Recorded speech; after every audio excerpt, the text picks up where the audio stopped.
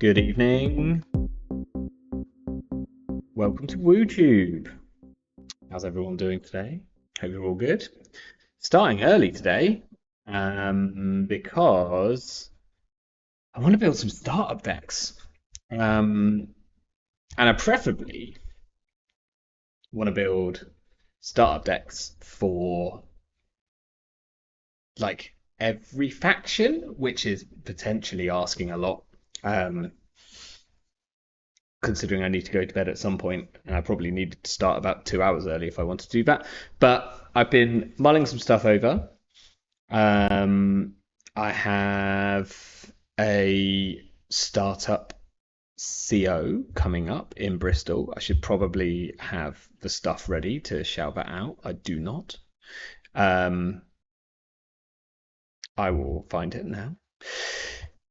Yeah, coming up, we've got Startup CO, and it's really quite bizarre building startup decks right now.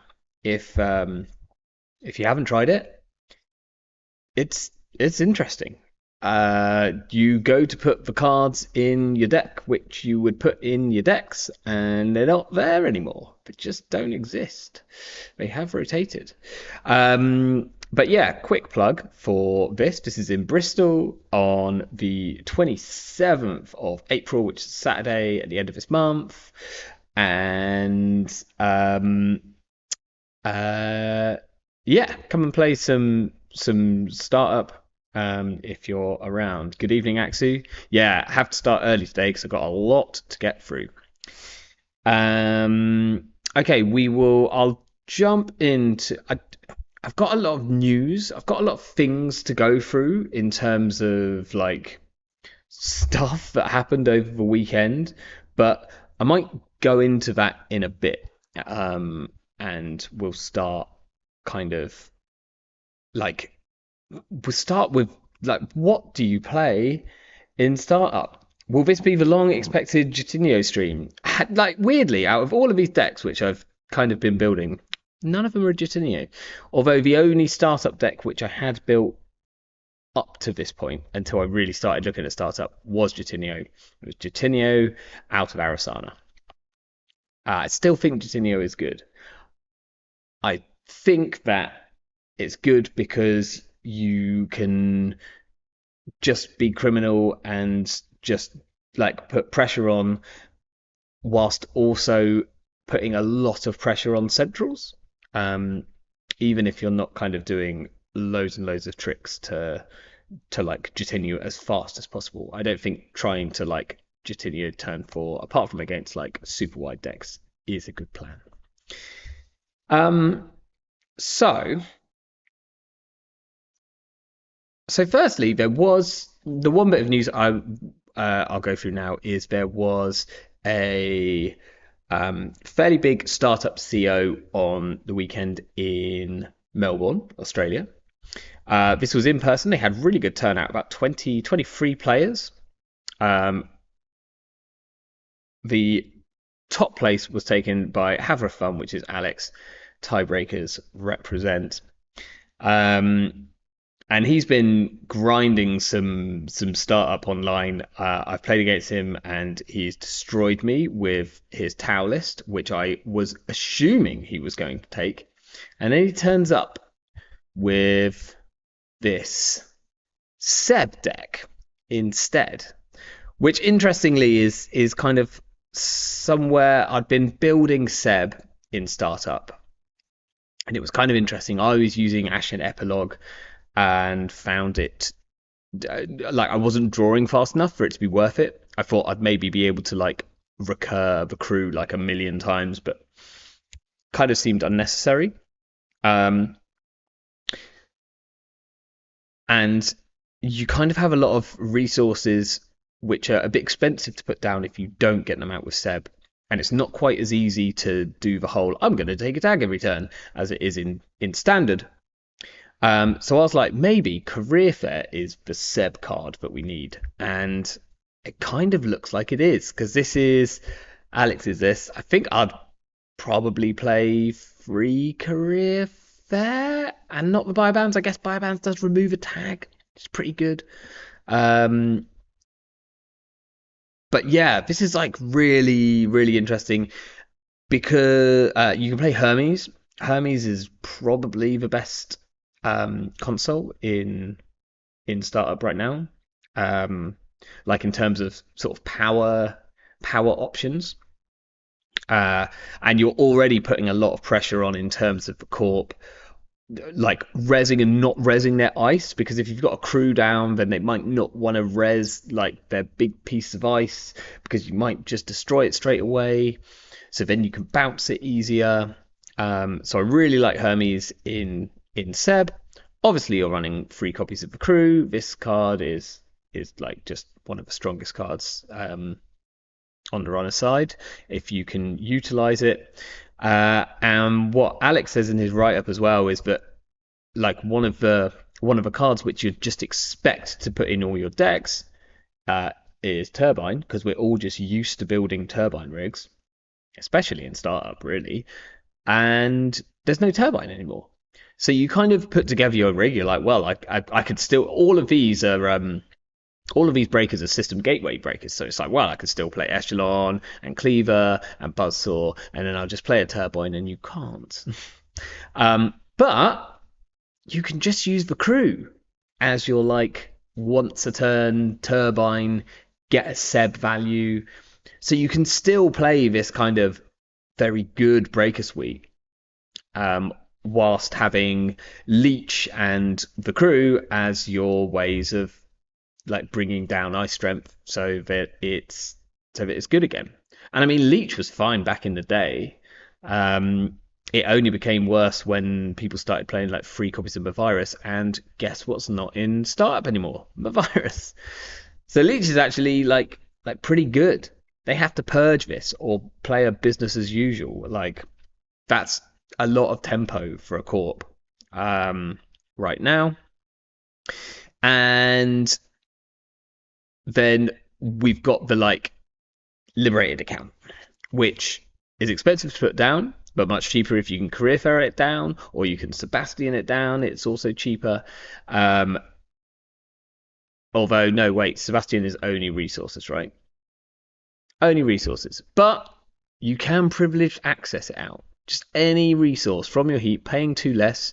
You can get a liberated account back for 4 credits. Seems pretty good. And then you clear your tag for 1. Oh, there's not the Cleary taggy card isn't in here. Fascinating. There are 2 ice carvers though. Wild. Although I kind of like it. It's a good career fair target. And again, like if you're just, this is like your, I've got Turbine at home, right? And it doesn't take up MU. So, you know, that's pretty good. I think, I don't know if I'd play 2 of these. We'll see. I think I'd want at least 1 copy of what's her face, Valentina, maybe a couple of them. But yeah, this seemed to do really, really well. So that's a strong contender for a good Seb list. And And then his corp, um, equally wild. Yeah, Leech and Ice Carver, brilliant turbine replacement. Um, you don't really need turbine if you've got those two. So basically, in startup at the moment, the talk of the town is that punitive is incredibly strong, and it's kind of not a surprise, mainly because all of the counters. Yeah, this looks this looks pretty gross. All of the counters uh to punitive have kind of gone. So you used to be able to play, so many things. So you could play uh, Anacam, although I guess that must have gone like last time, right? So you can't do that anymore. But there's no steel skin, for instance. You can't play stone ship. You can't even put down the shaper hardware, which gives you like +2 hand size. Um, you can't like put down. Oops. You can't put down a class act at the end of your turn if you're criminal. Um, Cinderin has it. I think this is like the tech. I think this is like the only punitive tech. There's one other bit of tech, which is this. So you can play T400 of every diamond and just increase your hand size to 6, so you can't get easily double punitived. Or you can hit them with a burner. Evening Martin, yeah, I'd give it a try. It looks really really good. So or you can try and hit them with a burner to kind of pit the punitives at the bottom of the deck, which is probably the best way against it. We do have an interesting piece of tech in terms of the fact that a lot of the punitive decks will now quite happily put agendas into the bin. Nuvum is one of the um, Nuvum is one of the kind of best places to punitive out of, it appears, and unsurprisingly Nuvum makes a ton of money and doesn't really care if it's on a punitive plan, doesn't really care if you pick up an agenda from a bin.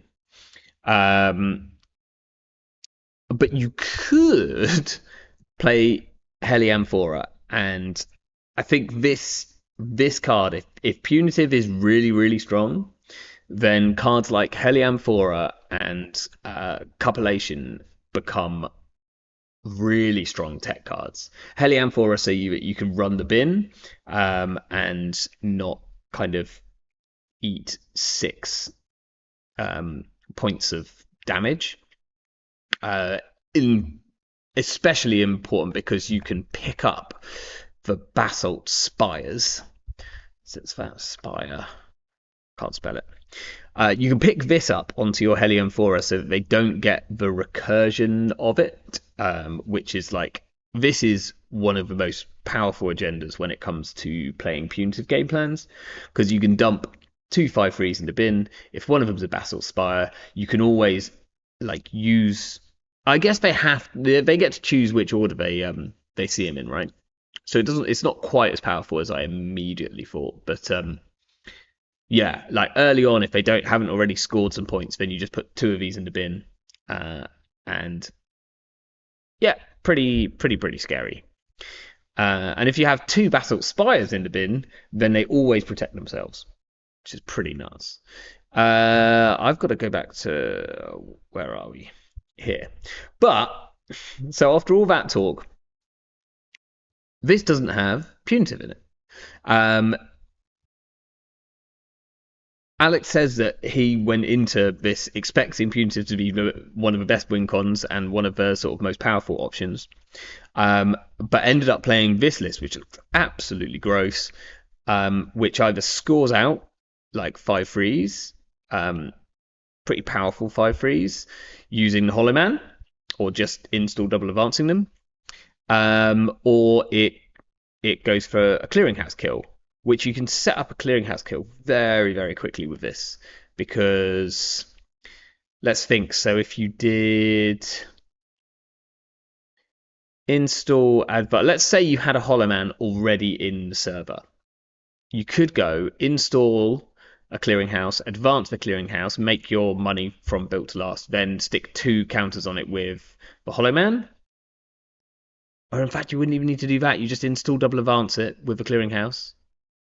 Yep, install double advance it, and like you have a say you have a Hollow Man on in the server, or like hanging out on HQ or something like that. Then you move the Hollow Man over next turn, and you can very quickly get to like 6 counters. Pretty gross. And in startup, we now have Charlotte Cachador, which is like the card which punitive lists have wanted, because you can bluff this. Install double advance is a very, very powerful kind of bluff, especially when you're making so much money off that, and then you're drawing and you're getting into stuff. Yeah, this looks really, really strong. Ice is taxing in startup, actually. Absolutely. If you've tried to break a logjam with many, many advancements on it, it's really hard. Like, your best way through a big logjam is pressure spike, and that's still going to cost you 5 credits. And that's if it's at fret 3, or is it fret 4? Fret 4, and you're not getting to fret 4 in this list until you've basically won or probably lost. Yeah, Corroder, like, I mean, it's hard to say what you're breaking logjam for, but with Corroder, you're paying a minimum of 3, and as this gets stronger and stronger, you're just paying more and more. I think this is like a really painfully good ice. It is like, it's more of a late game ice, but weirdly you can kind of rush behind it because it's pretty immune to like Botulus and Boomerang in standard. Obviously you can't like Phasarum Entangler through this, you can't Slap Vandal through this. Yeah, this is like, this is pretty painful. I'd rather be staring down a triple advance Pharos most of the time than a logjam. And we don't have Hush anymore, right? Am I right or am I wrong? Yeah, Hush has gone. This was Borealis cycle, so this would have been your way to deal with all of the like your logjams and your everything else, pretty much. Can't do it. Can't do that anymore. So yeah, it's pressure spike or good or some kind of bypass, which there is plenty of, but not all of it you can use on this. Yeah, slot the Hush, not possible anymore. This looks really good to me. The only thing I'm unsure about in this list is the Tucana, because I'm unsure how often you are like scoring. Alex said that it did score. I would actually be tempted to turn these Tucanas into Chrysiums, so that you can put the Hollow Man on like HQ or R&D, and it looks like a Chrysium. Or they have to run it, and then they find out it's a Chrysium, and then they might have to trash the Chrysium if they want to like do stuff with that. And I think Chrysium is pretty good in this meta right now. Like, especially, I guess less so here because we're not like trying to hold on to punitives, but in, with the amount of burners and catalogers and just being able to go like, oh, you're going to need to spend so much money to get off a Jatinio. Not that I think Jatinio decks are going to be particularly good against this. But yeah, so this looks really, really strong. So we've already got like two good options, so we can kind of tick down our list. So we've got a good Seb deck, bam, done, sorted. Won a CO. I think I can't remember which of Alex's decks. One of them went completely undefeated. Um, but yeah, so that's our Seb deck. Great. Um, Slight tweaks, but it looks pretty much exactly what I'd want to be playing. This is our like Wayland clearinghouse kill deck slash slash other options. So now we've just got to build some others. Is Pinhole not in startup? I thought, why did I think that Pinhole was like gateway? It's not. Wow, that is huge. Um, that's like genuinely huge. So you've got no Pinhole, you've got no Light the Fire. So this is Midnight Sun. So yeah, okay. So that makes PD really strong, which uh, the other word that if you're not playing punitive, then PD is a good option. And maybe do we just start there because that should be like fairly easy to build, right? Like I haven't tried a PD yet, just because I thought like it can't be that hard to build a start a PD deck. It probably looks exactly like Gateway PD. So what do you put in a starter PD list nowadays? Let's see. Let's make sure I've got my collection on startup. Agendas wise, I think it's going to be Off-Worlds. Is it Vitruviae? It's obviously a Luminal. Project Vitruvia seems correct. I don't think there's a lot new. I just want to. Elvigar is not in the format anymore. Actually, can't do it.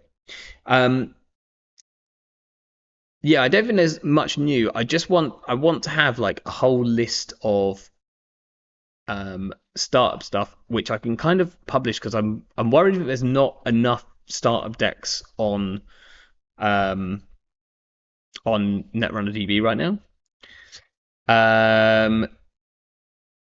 What's our other agenda? Are we playing Lightning Laboratory? Or we're playing Two Send a Message? Yeah, I think it's like Two Send a Message, right? Um, this seems like fine. 9 agendas, probably all right. We play 3 Spin Doctors, play 3 Hedge Funds, we play 3 Seamless Launches. I think we just click all these buttons until they die. We're probably on 3 Mana Garm, but we'll see. Ice is probably the fun one, but I imagine we've still got some pretty good stuff. We could play Bran. Bran seems really good.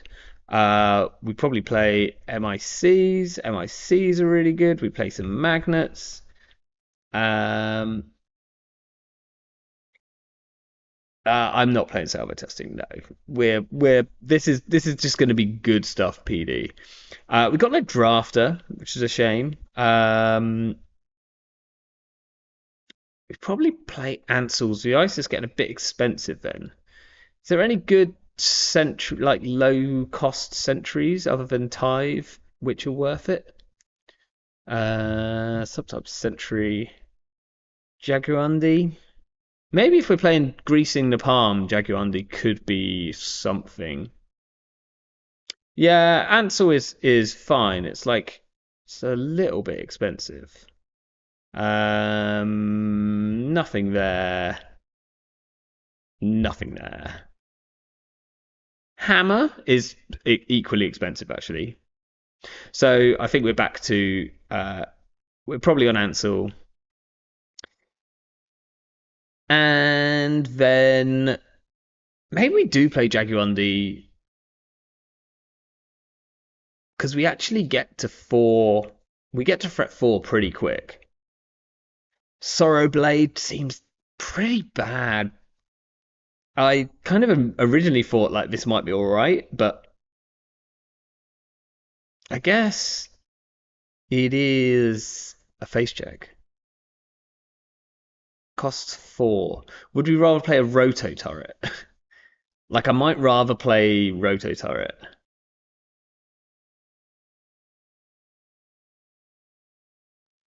Well, if we're playing, like, what else would we play? Would we play Palisade? Seems fine here. I'd be okay with Palisade. Um, do we play this nonsense? Like, if we're on Vovo, we might play this. Strength 1 seems pretty bad. Um, like, I kind of want these to be, like, good stuff lists. Uh, feel like we need something else cheapish. Maybe it's just an Enigma, or it's the third magnet. Maybe it's just a third magnet, right? Like, I think it might be the third magnet because then, like, a load of our ice is like decent against entanglers. One of ablative is not awful as an idea. Um, pretty good in fact. This is like 12. Yeah, it's maybe like one ablative, one enigma, right? This seems okay. Two Ansels. Maybe we go to 3, or we just play a Tithe as well. I do like Tithe. Maybe it's like one Palisade because it's very maybe it's something like that. Um, yeah, child enigma. These two MICs got together, made this mini MIC. Okay, and then what does the rest of our deck look like? I'm just a fan of putting like a ton of voids in, and maybe it's like just 3 anoretic voids because then that just sorts out the influence.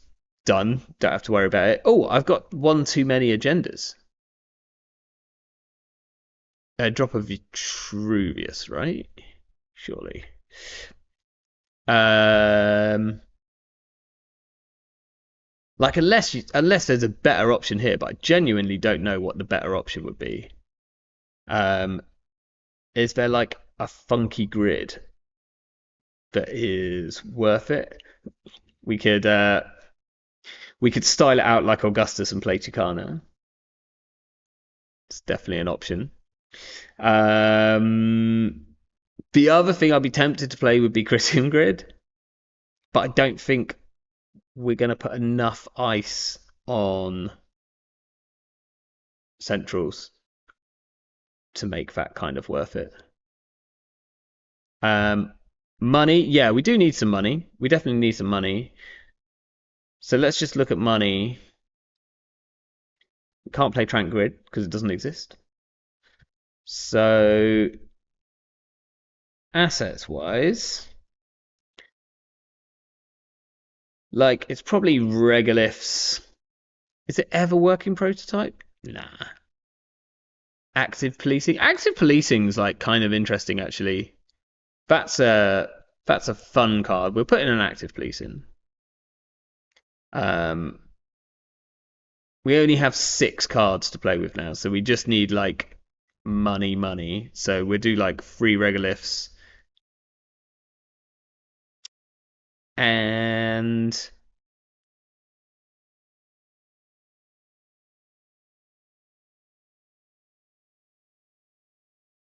Nico's.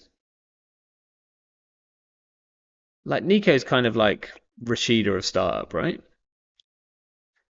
Oh, I wanted to play some greasings though, so we'll probably put in 2 greasings. Regolith does seem a bit slow. We maybe play something like that. Or do we just play? Do we just put in the Nikos and then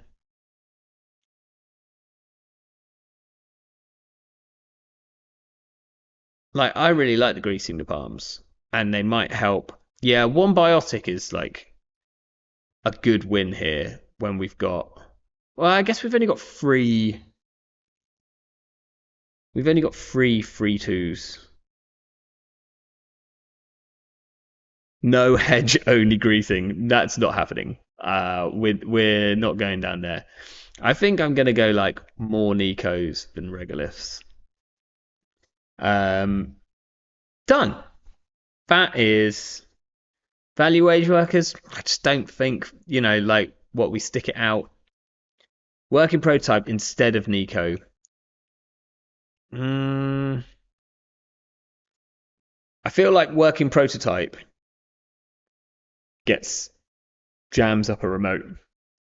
That looks like a pretty decent startup deck. It's got a fun card in it. This is like a genuinely pretty decent way to potentially cheese out a win. I would love to play a copy of. Let's just check if it's legal. I'd love to play a copy of Pivot.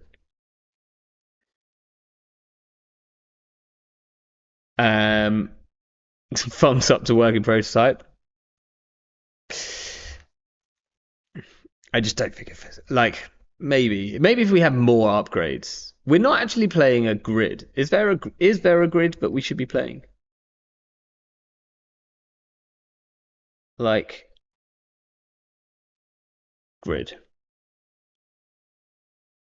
Oh wait, what do I need to put? I need to put like X grid. Show me grids. They can't all be grids. It's not X grid. Can't remember what it is. Get rid of Rego and play what instead? So potential grids. San. It's free influence. It's a bit too much. There's not actually cool grids at the moment. It's like Christian or Brasilia, and I don't think Brasilia's right here. Maybe like with the magnets and the ablative, but not really. Fine. That's a perfectly fine. There you go. Easy start. Startup.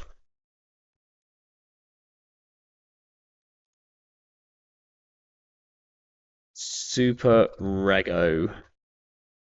I won't call it Super Rego actually. Just super safe PD. Seems fine.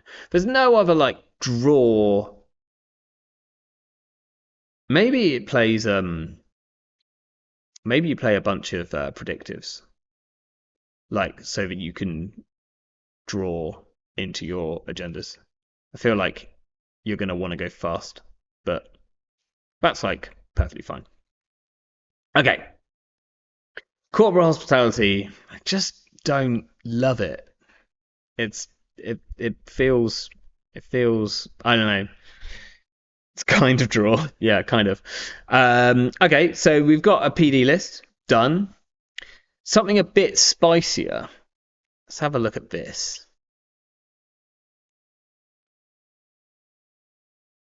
So what I was looking at Brasilia Grid because I hadn't really played with it much. And I was like, what's the best way we can use Brasilia Grid in startup? And I don't think it's Thunderbolt. I've looked at the cards in startup. I don't think there's a Thunderbolt deck there. Like, I'd love to be proven wrong, but as much as I don't think Thunderbolt is great in standard, I think it's really bad in startup because I think if you're doing Thunderbolt stuff, then you're going to want to be resing and de-resing stuff. And if like none of the things which are AP and Sentry and Destroyer you want to res and de-res. The only stuff that you want to res and de-res like and get value off it in startup is Ablative Barrier, which is cool, Magnet, and Ping. And so you're kind of in this weird space where like, are you trying to get value off resing and de-resing stuff, or are you playing a load of AP and destroyers and like resing them once, getting one or like getting about 3 or 4 triggers uh from your ID each game, and then like nothing. I just don't think it does anything. But Brazilian government grid is potentially very cool and interesting. Uh, so I thought this probably makes most sense in an Architects of Tomorrow deck, right? Because here we can like res and derez stuff, and then res and then re-res it for free, um, or for cheap using Haspiroid, using Architects of Tomorrow. I've just realised this should probably be on Vovo as well. Um, I don't know what we drop for Vovo. Vovo. That's hard to say. Because it's already a little shy of money. Like free hedge fund, subliminal messaging, the Architects of Tomorrow, and then like free very load bearing regoliths, which are maybe enough. If we can empty one of these, then it's probably fine. And the deck is planning to go like pretty slow.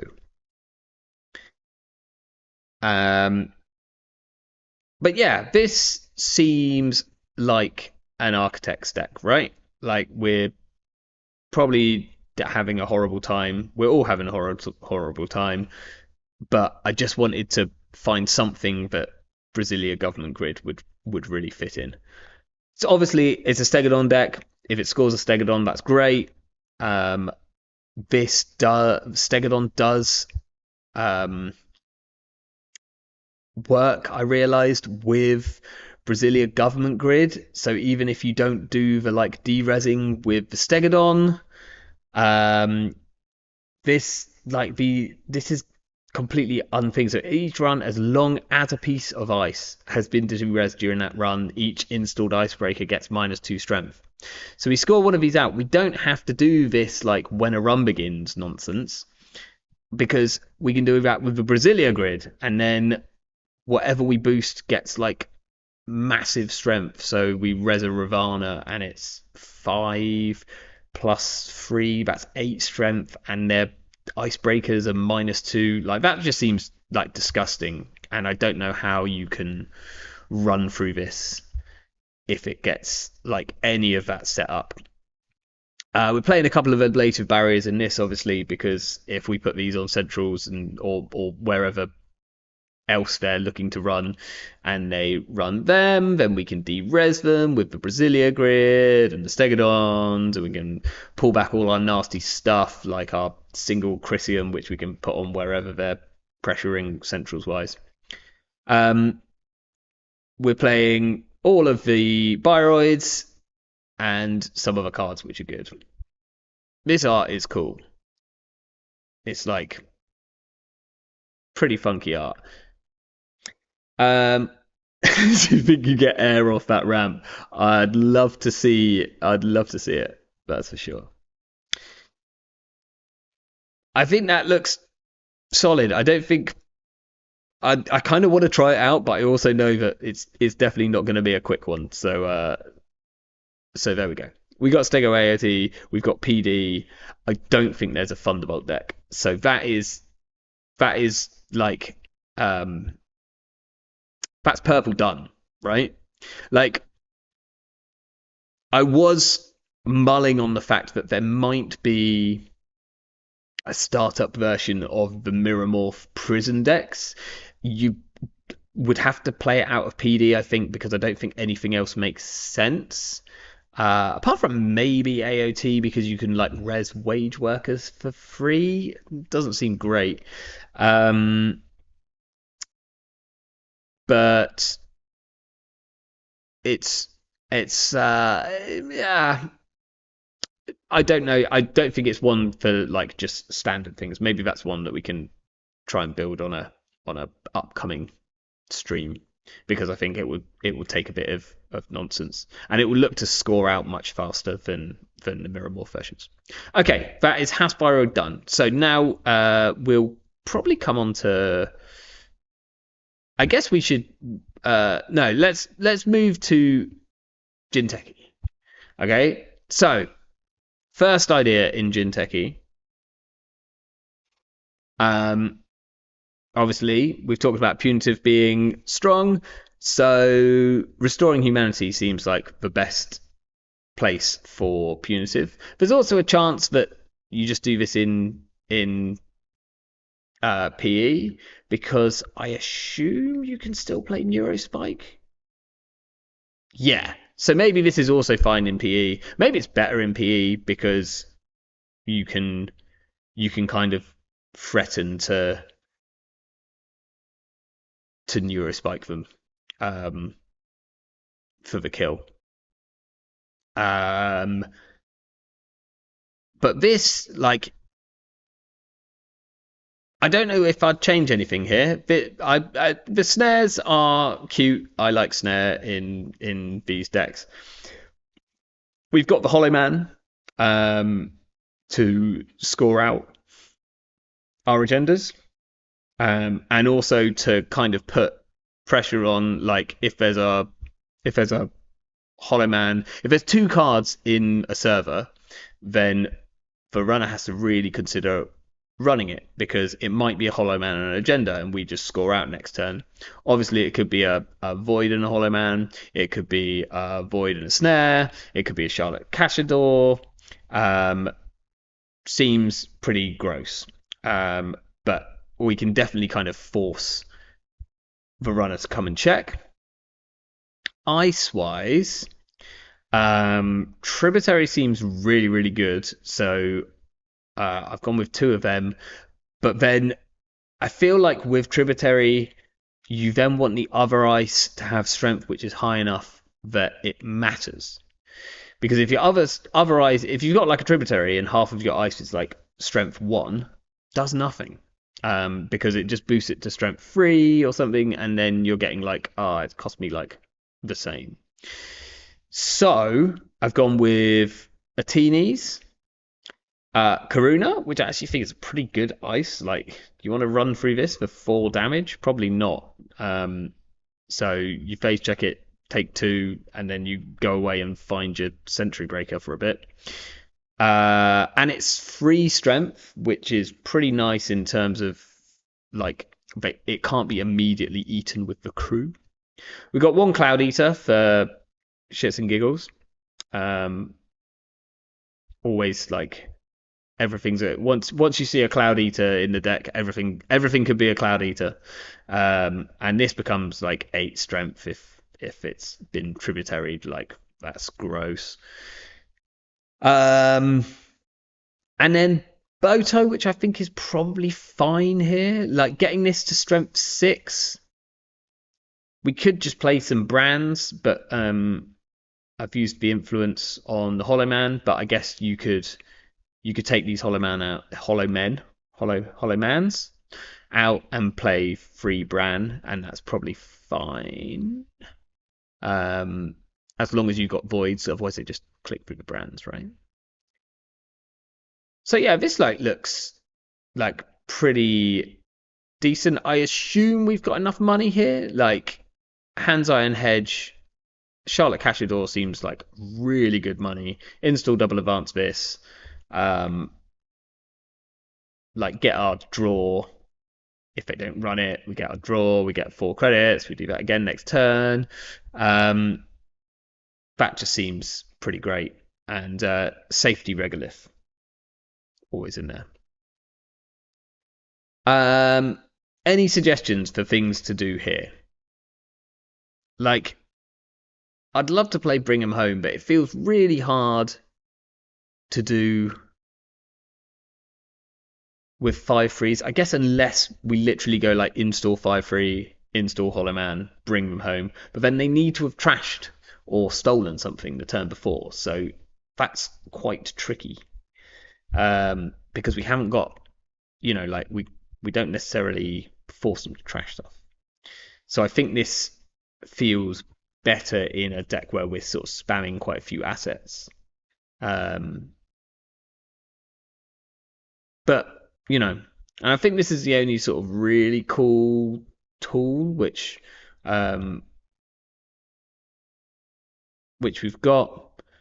Like front company could be a thing. Front company, I'll tell you what, if these were brands, if we did go brand instead of Hollow Man, then front company becomes a lot better. Because you can put the front company on like just the outside. Um, you, I guess, like it's quite tricky in terms of the fact that you still want the Hollow Man in there so that you can like score the next turn. Because otherwise, you're what installing the front company and then install advancing. A bit tricky.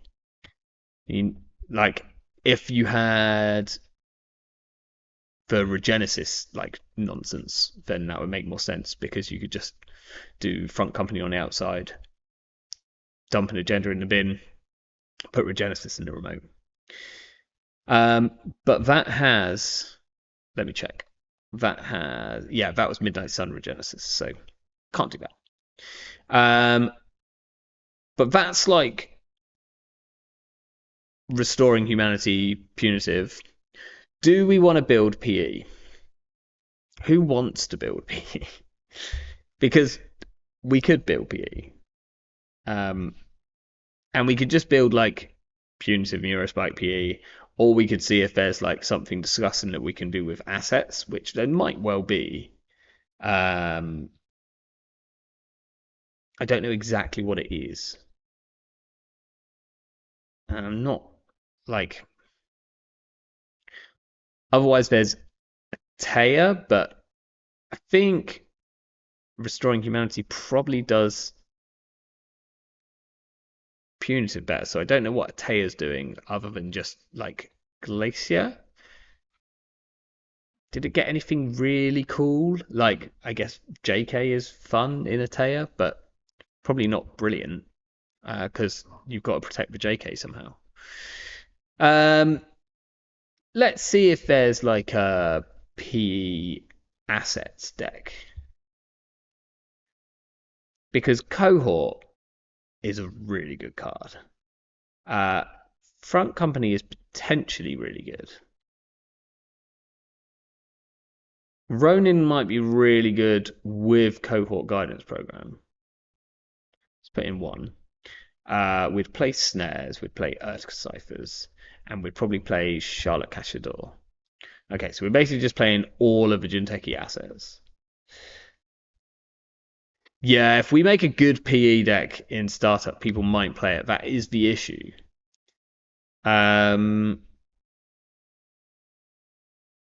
Is it the kind of thing where you play Warm Reception?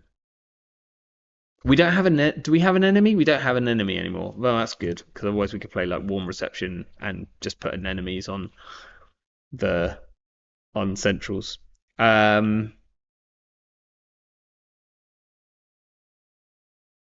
Like maybe is it wage workers? Is it a deck where you're kind of like trying to score out see how they run? I haven't seen anyone do see how they run like this nonsense. Hollow Man and Hollow Man. I mean, the problem is all decks become Hollow Man decks if you're not careful. But it is really good, and I think you might be right in terms of what we do here. I guess if we're playing see how they run. Wait, can we even? Do we even have? It's end of a line isn't legal. So maybe we don't do see how they run because I don't know what we do with the tag.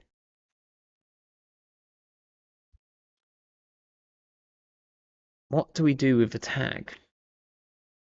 If not, I guess we potentially do. It does like 2 net damage or 1 core and a net, and gives them a tag. Maybe it's just good enough.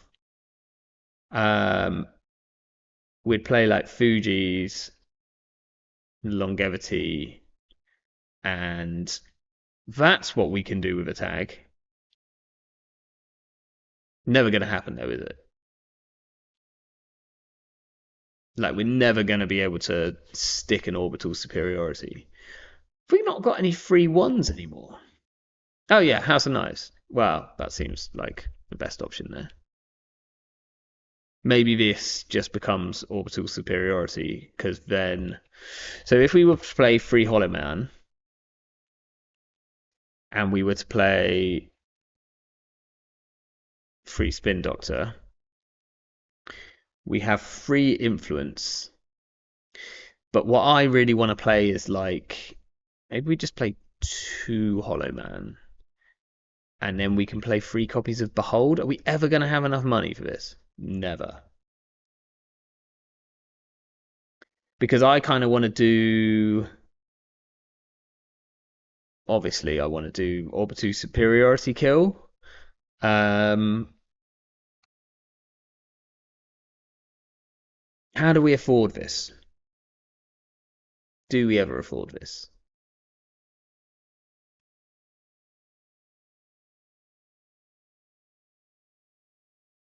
We probably can't. We'd need like regoliths, obviously. We're playing Front Company. If we're playing Front Company, why are we playing Front Company? We're playing it because we've got Phonotrias on Centrals. That's why. Any other really good ice? I think it's like Tives, Phonotria, and that might be it. Like, I wouldn't want to play any of this.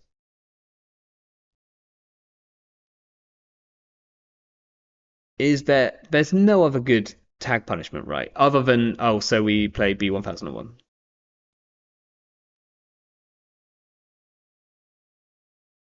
Retribution is not a bad shout.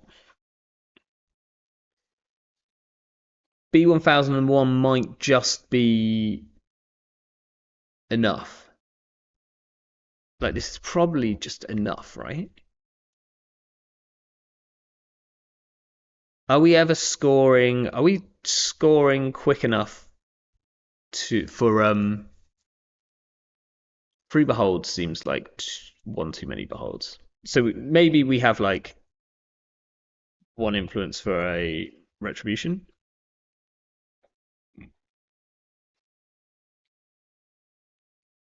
And then we could play 1 copy of Powers at B.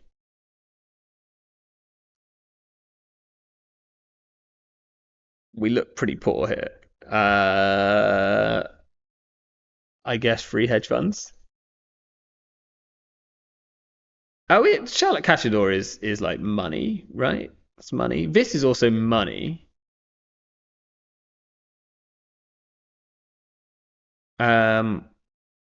What do we drop? We drop 1 B1001. This feels like very. Maybe we drop 2 B1001s. We just retribution their killer is all we're looking to do there. Bam bam, because that's all we've got. I mean, that's a deck. I don't know if it's good, but it is a deck. Is there any other like really funky assets that we should be playing? Like Hearts and Minds is interesting. Clearinghouse is interesting. Maybe we should be on Clearinghouse. Should we be on Clearinghouse over the Hollow Man? Should we be on Hearts and Minds over the Hollow Man? I don't think so. This is free influence. Seems like just at least one too many influence. Does the Hollow Man ever get us a kill? Yes, if they like orbital superiority. Do instead of Behold, do we play Public Trail? And then we can go like Public Trail. Reversed Counts? Reversed Counts is interesting, actually.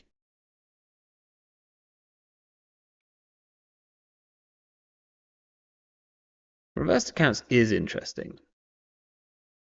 Just wonder whether we play like Public Trails instead of these Beholds. as a punishment for trashing all of our stuff. Just everything here is quite cheap to trash. Two, like 2, 3, 2. More money instead of behold. Hmm. What more money though? I think again we're kind of hoping for these regoliths to stick, and if they don't, anyway, that's like a bad PE assets deck. I think that's too bad to even consider. Startup bad PE assets. Cool. That didn't work, which means that we don't have to publish that one, so that's fine. Okay, and then NBN. So I was looking at NBN. I thought you could play this. I actually want to try, and this we might just play now because I want to see if it works. So this is my idea for Epiphany Startup, right? Don't worry about the ice. It's just there as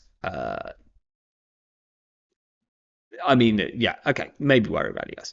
So the plan is, obviously, we're playing 3 copies of the Hollow Man. We're in Epiphany. It makes even more sense there. But the plan is to fast advance out some Stoke the Embers.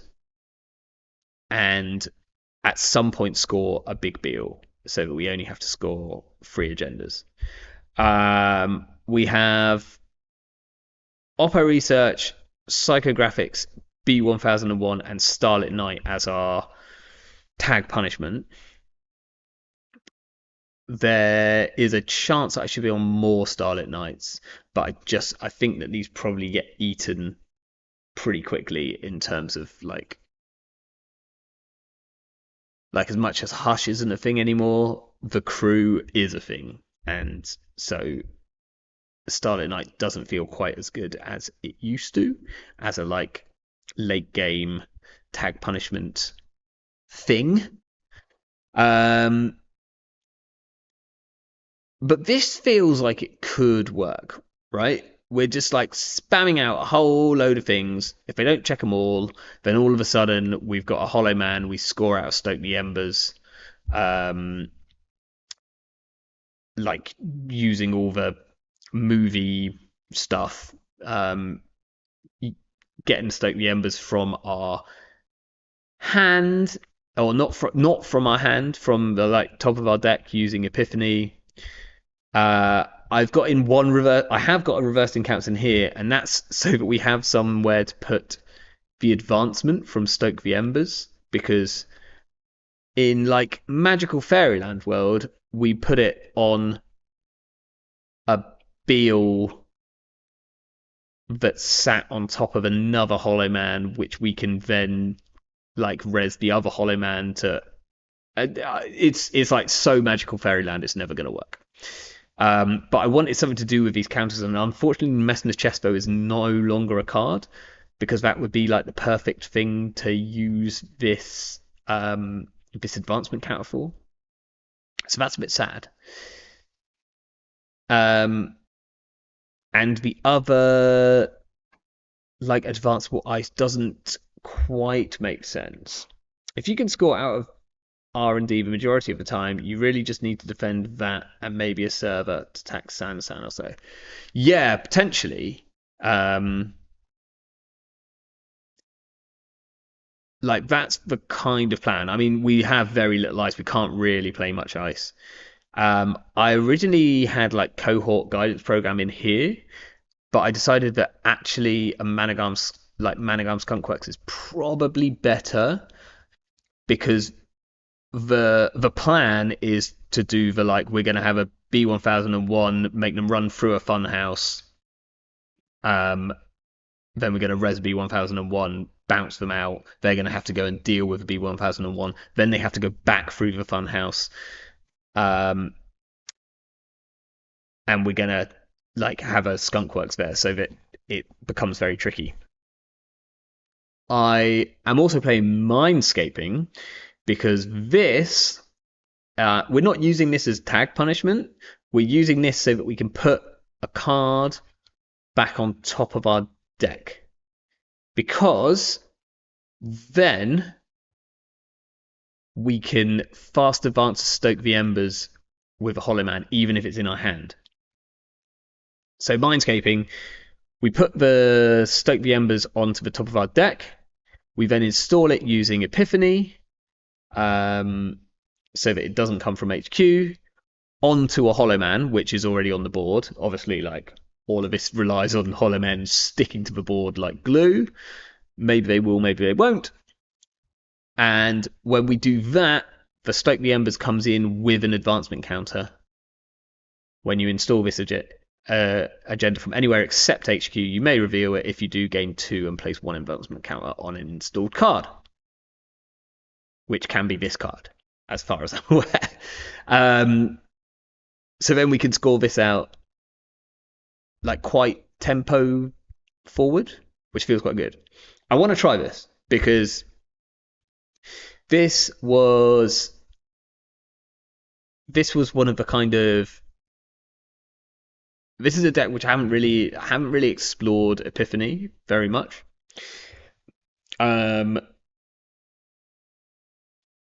And it got a whole load of kind of cool things that it could do in the last set, and I want to see if any of them are any good. So startup, this needs a name. It's probably going to be called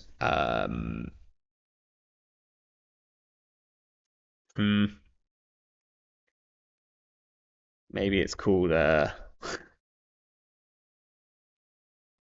it. The powers that be 1001. Sorted. Oh, and yeah, we've also got some Sands in here. Let's see if this has got enough money.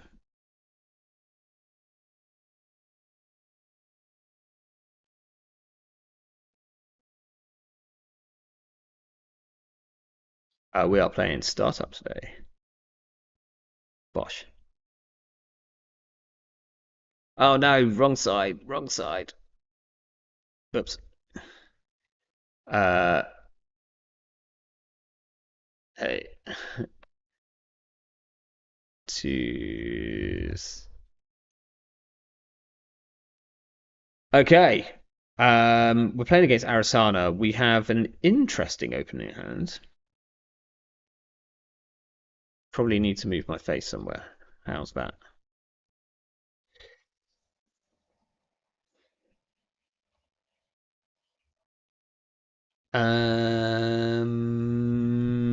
Okay. Don't think we keep this. Well, we've drawn some of our. Actually, we've drawn a wraparound, which is really good against Arasana. But I'd kind of. Oh, that's good. I think we might put the Regolith behind ice. Are we worried about Burner?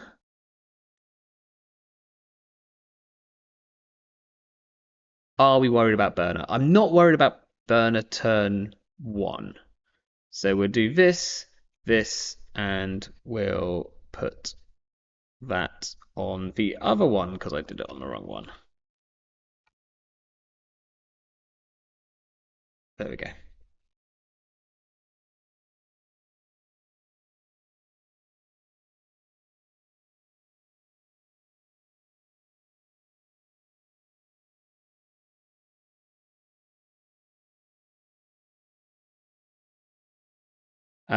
We got a trick shot. That's pretty good. They're probably going to clear out this powers that be. Unless they go for this. We've got an Epiphany counter already. Seems good. They trashed a Marilyn as well. They have 1 credit left. They can trash a powers that be. See if they do. They potentially should, just in case this is an agenda. And they do. Okay, they are now poor though, so that's good. Maybe they creative last click. Oh, wow! Second trick shot. Wild. We'll res the wraparounds because I don't think they have a way through it. Okay, we could land them with 2 tags. Is it worth it? Potentially.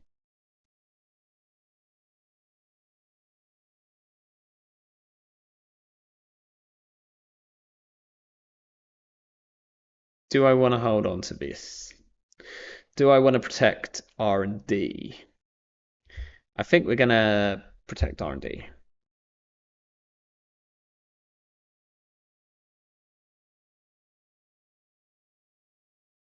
Oh, my phone's going off.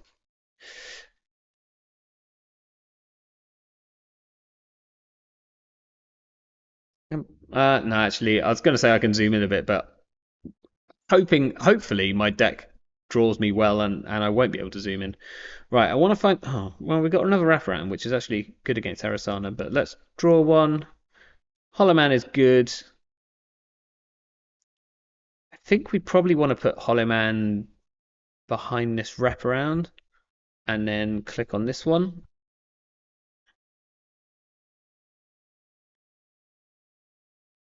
Now, I was going to say the question is, do we like just hit the button? But I think we need to clear out this regolith first. Let's let them see what they see. Okay. I assume they're just getting some urban art value here. Managam is sweet. We're going to put that in there. I think we hit the button next turn. We've drawn 8 cards, which means the chances of there being an agenda in the top 3 have got to be pretty high. Right? Like we've got, is it 9 or 10 agendas in our deck? We've got 10 agendas, and we've seen none so far.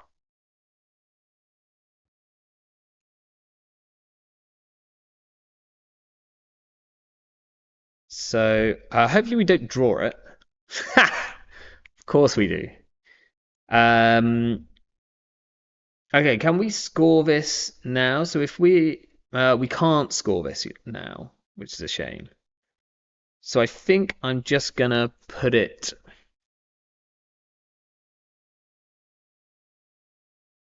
That's such annoying ordering. We're gonna put this just in the server. We're gonna put this in front of it, and then we'll do that.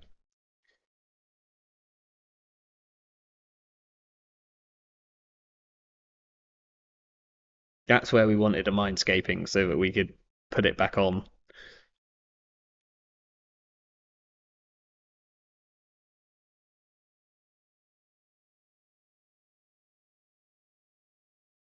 Unfortunately, it means that we lose out on a fair amount of value here. We lose out on 2 credits and an advancement. It's like kind of 4 credits worth of value by having drawn it.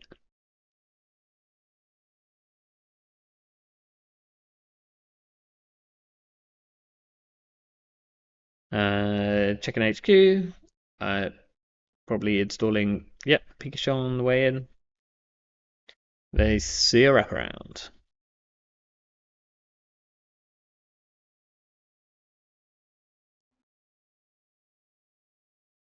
Draw another funhouse.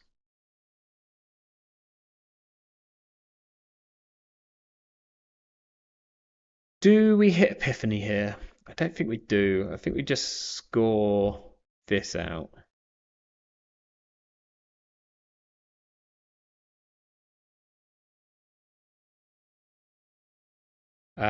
We'll put a counter on this because then it looks scary. And I think we just gain a credit, and then hopefully we hit the Epiphany button next turn. Like they've kind of got to come and deal with this now. And someone pointed out that's like all my eyes. Yeah, that is. Are we playing 5 ice? I think we're playing 5 ice. 6. There is one more piece of ice. I'll draw another Stoke the Embers. I probably will. Okay. Starlit Night, not Starlit Night, sorry, Botulus makes sense because they're on Spree, so like you can actually play this. Interesting, they didn't install this during the run. Okay, they're gonna take a tag here. Unfortunately, we're gonna see the top two. We are gonna res.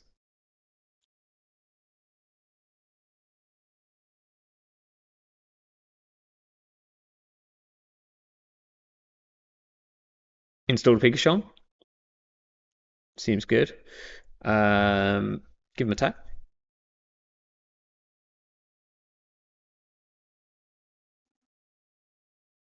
Okay, well, got another Epiphany counter. Oh, there was a Stoke the Embers. We'd have got it. Ah, we'd have got it. Damn it. They trashed me B1001. Right. Let's try. Let's not move the Hollow Man. Mindscaping. That's what we wanted before. Let's hit the Epiphany button.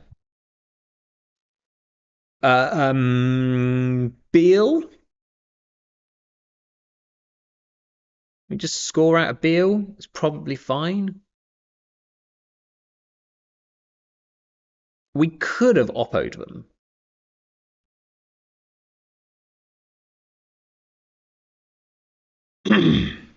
Can we score out this Beal? Okay. So here's the question. Do we cook the Beal? Do we cook the Beal? Because we can put 3 advancements on it now. Next turn we could put another 3 advancement on it.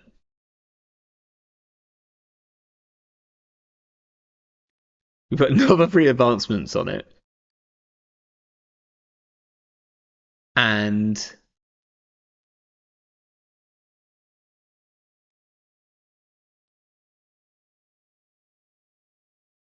I think we can get it to 6, 7, 8.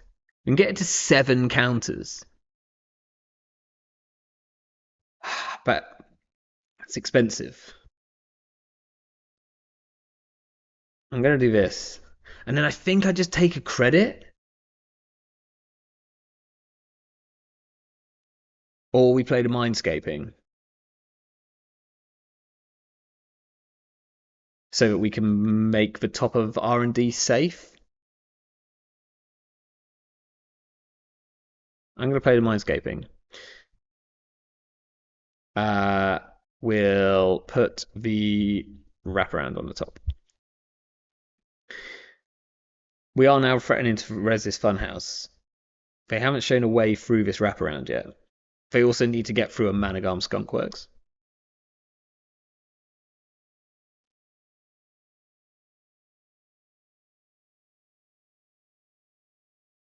Okay. They're suggesting that they might be able to get through here. Annoyingly, that helps them deal with the Skunkworks if they do get in. We'll see if we were too greedy here. Burner? It's fine.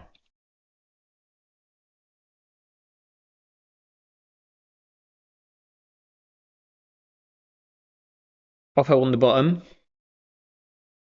Spin Doctor on the bottom. So we know the top is still wraparound. Like, they're still not showing a way of getting in here. I'm highly tempted to cook this for longer. Like, do we just wait? Problem is this funhouse won't keep them out. I'm tempted to cook it another turn. Like, genuinely. We could Epiphany here. Put 4 counters on this.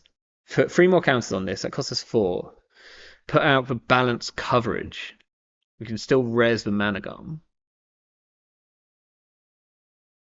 And then we can just win next turn. But I feel like that's probably too risky.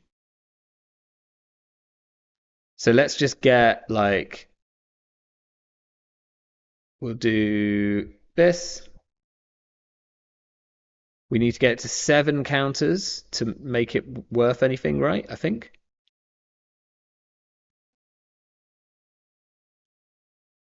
And We'll put this in the new remote.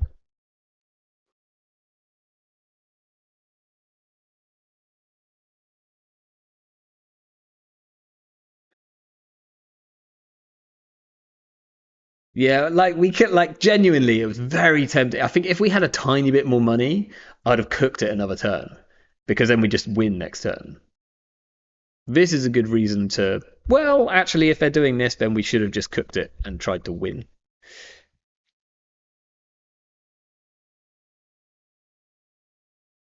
Okay, Big Sean on here.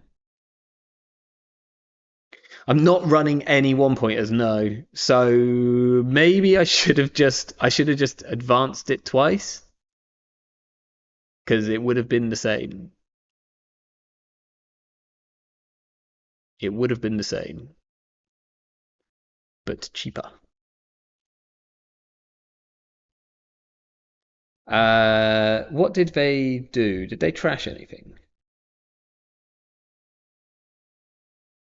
No, but they saw it, so I might as well show it to them. No, we won't move Hollow Man. We'll say asset. It's a Skunkworks.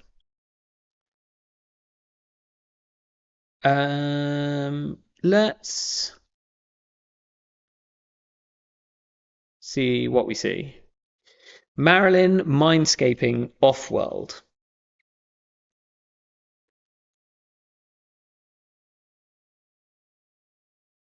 I need 4 credits. I can get to 4 credits next turn. I think putting the offworld in the server makes most sense. As much as just putting the Marilyn out, taking 2 credits.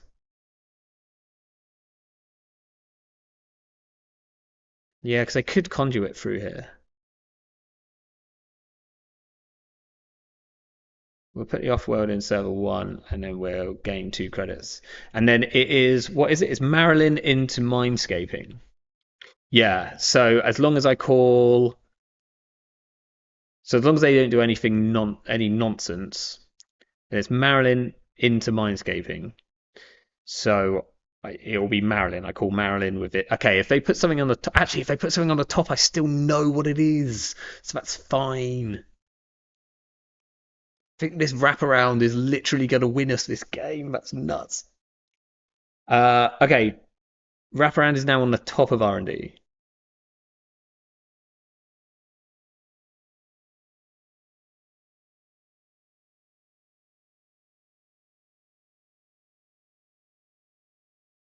Okay, they're getting rid of the balance coverage.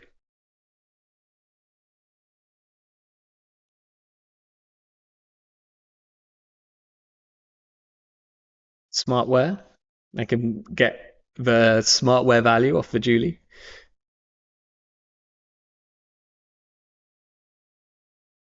Oh, interesting. They literally just did the sort of install coalescence with urban art, I assume. Okay, we just need to take 2 credits. No, thank you. Do we want to draw the Marilyn?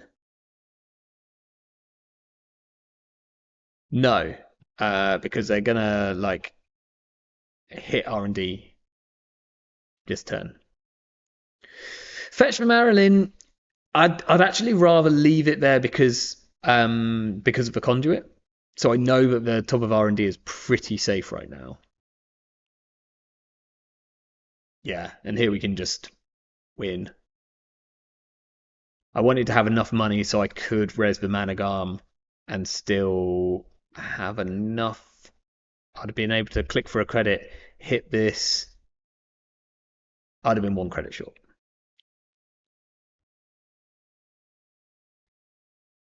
But that'll be a GG. We won that with literally with a wraparound.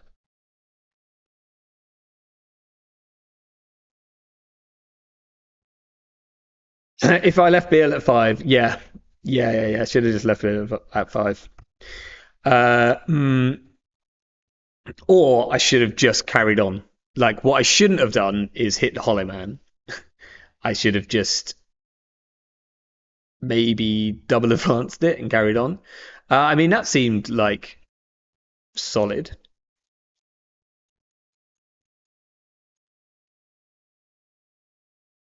right?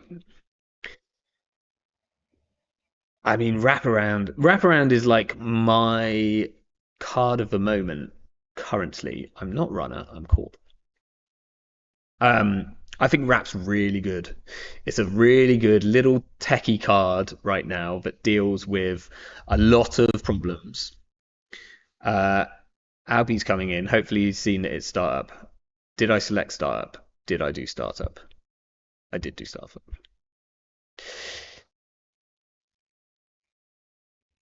Word. Um, we just seem to draw our ice. Why can we? Oh, that is much worse. I think we're gonna have to put Managam on HQ here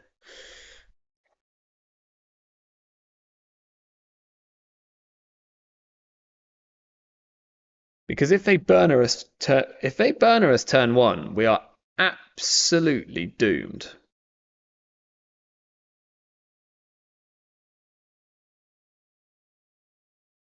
Maybe we put three things out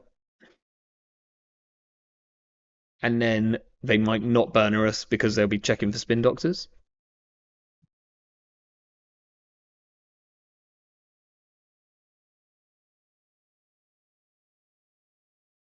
Or I put this on HQ. I think we put the skunk works out.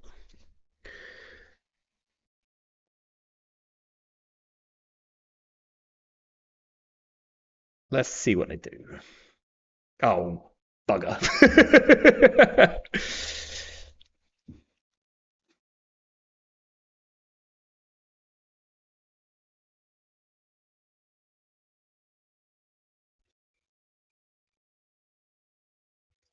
Possible action after run.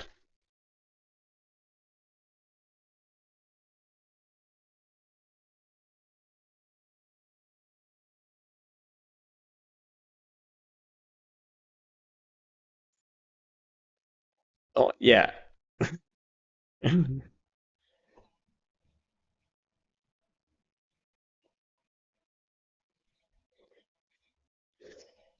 Still not yet.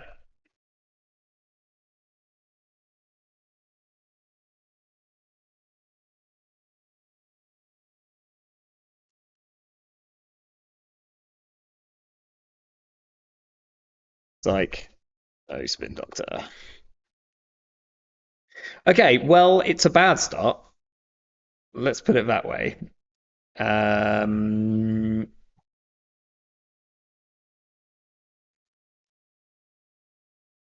okay. Does it matter which way we do these? I don't think it does. Okay, we've got an Oppo. Oh, there's our spin doctor. Thanks. Do we just Oppo here? We can't do a big Oppo, can we? Or can we? We can take 2 credits and do a big Oppo. And I think it might be our best play. Let's draw. Let's draw the spin.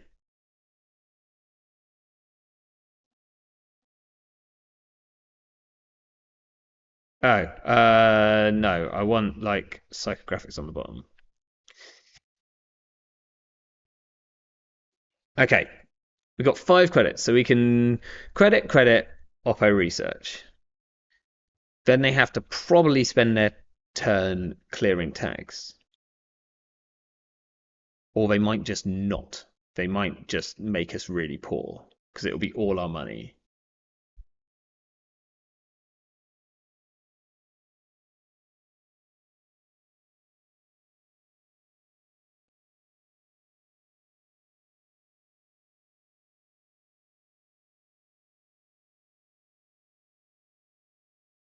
Take a credit. Okay.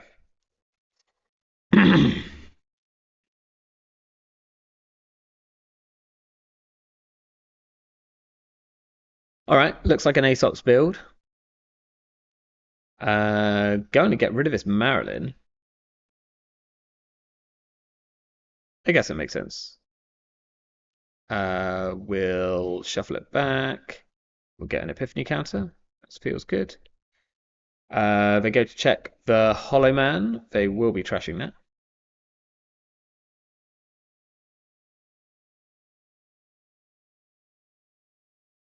See if they trash something else. They do. They trash the Federal.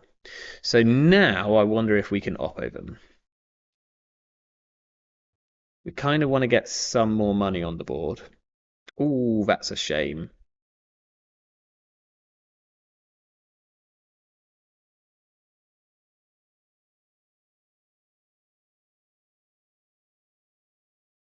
Do we just take 2 credits and oppo?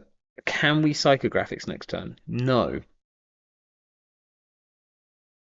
What if we do a little oppo? Psychographics. No, we need like 3. We could put this out, take a credit, do a little oppo. Then if they don't clear it, we can score it next turn. It's like a bit risky. We could put it on the Managarm, but then it massively draws attention to it. Maybe that's fine. Can we then afford to score it though? We can't res. No, we're just going to do this.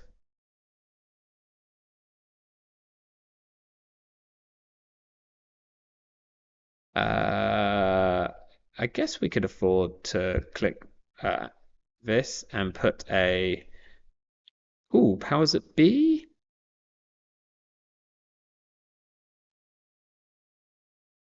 And then play a little oppo. No.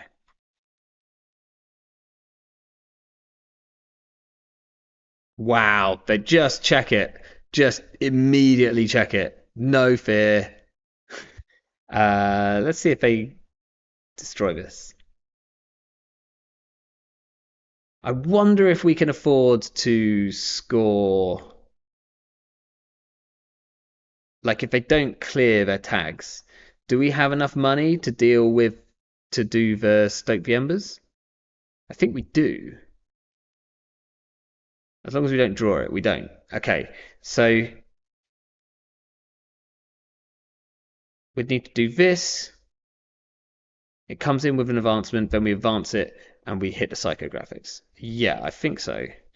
So we'll okay, install Stoke the Embers in a new remote, reveal and do that. Put this here.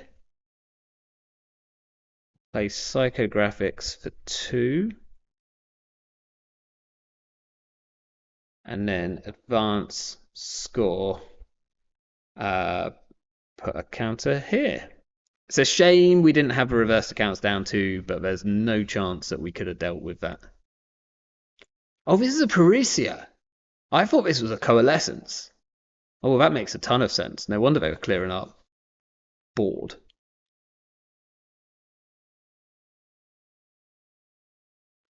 Okay, so we know there's a B1001 on the top of the deck, which is good if they stay tagged.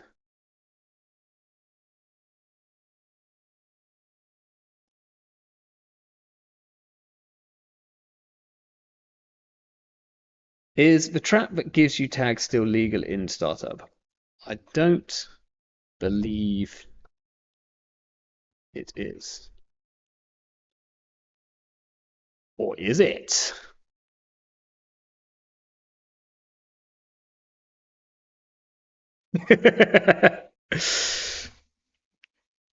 Behold is still legal. Right, they can trash this. I think we have to do something about this. Do we don't really know what the top is anyway, so I think we want to get back probably the psychographics. There's only one of them in our deck. And then it's either the Hollow Man or it's the powers that be. I think it's the Hollow Man.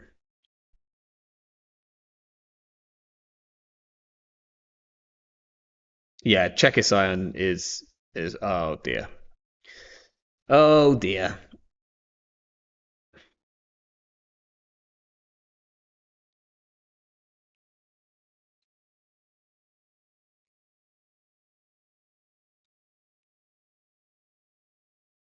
There probably shouldn't be an agenda here, right?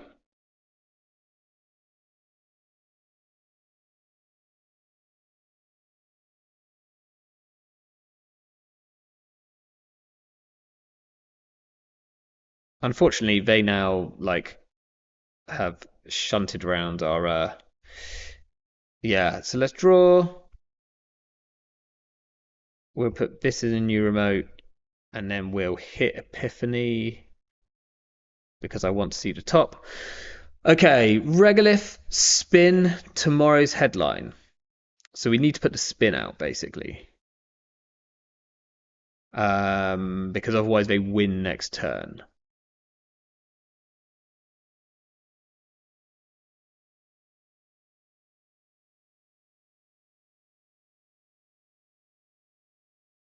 And then we know there's a regolith on the top, which is really important to remember. You could be sneaky. I could be sneaky and try and put the headline out, but Alpi has run everything so far. I think it's too much of a gamble.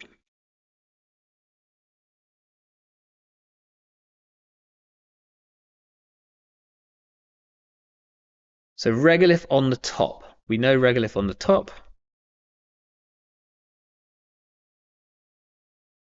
Important for the balanced coverage. They also know regolith, I think, which is absolutely fine. We're going to say asset, top's regolith, we'll reveal it and gain some money. Okay. I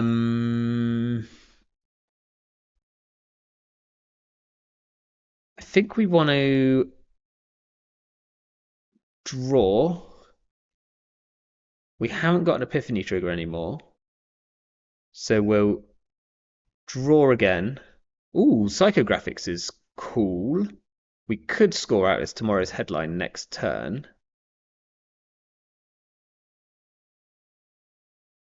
What's this? Spin Doctor. That protects us from a couple of things. Let's see if Alpi clears tags. They're now at sort of point where they could do.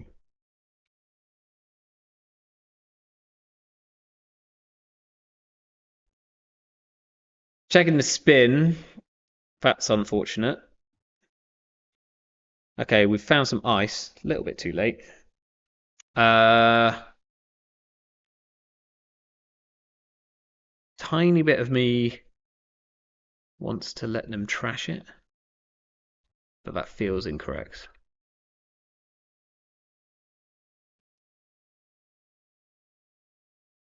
What does this gain me? You can trash it.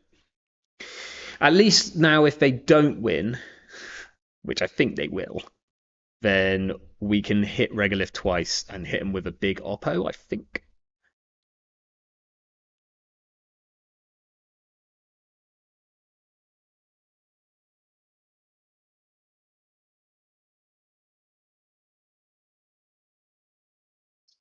It was a tough burner start. Like, there is a good chance I should have put this Managarm on HQ as burner protection, but I just thought it looked so suspicious. GG. Want to go again?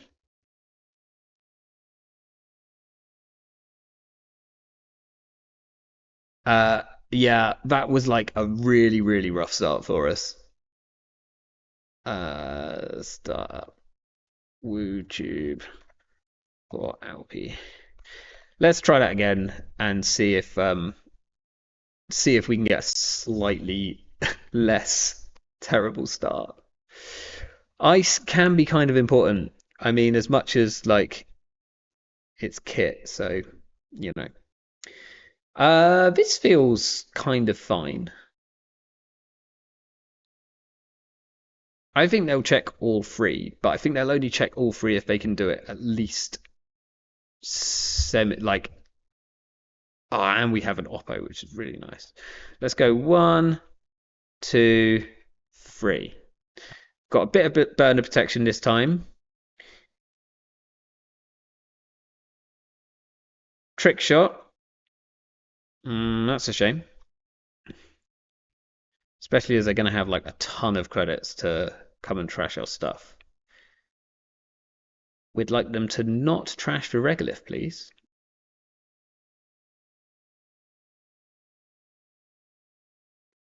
Right, what do we lose? We lost to Marilyn. Oh, they run the Spin Doctor? Really? Really? We're not even trashing this. Like, they're just getting this for free. That's such a shame. That's such a shame. Maybe we can get it back with a powers that be.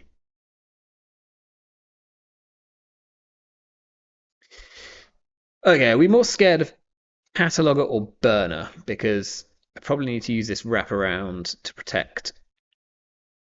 I think I'm more. I think I'm more scared of burner. Although I can protect against burner with like B1001 if I can give them tags. So that's something. Ooh, they see Hollow Man. Okay. We could click Regolith and Oppo. Or we can be sensible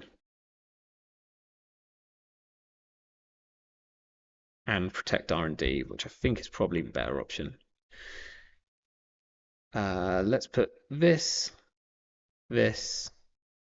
and then we'll protect HQ. Because right now they definitely get this off-world if they burner us. We're going to force them to install their 8-cost breaker. Okay, we've got some Epiphany counters, so that's good. That's a shame. I guess this is another reason to protect R&D. Oh, they saw another Spin Doctor. Okay, that's a problem. What did we go for? The powers that be? That's how we get our Spin Doctors back. That is a problem. Now we can big Oppo them though, which is something. And then we've got B1001.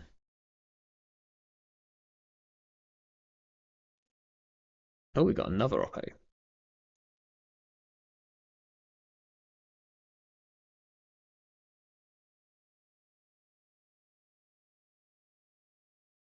Do I just take another hit of this? Do I hit him with a little Oppo for now? Just to keep him in check.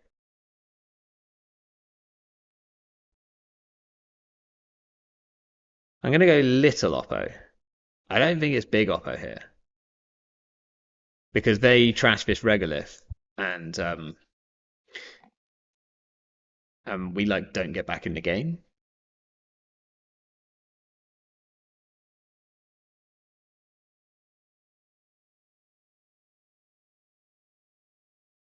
If this is Parisia, and I assume it is, because yeah, that seems like a decent play.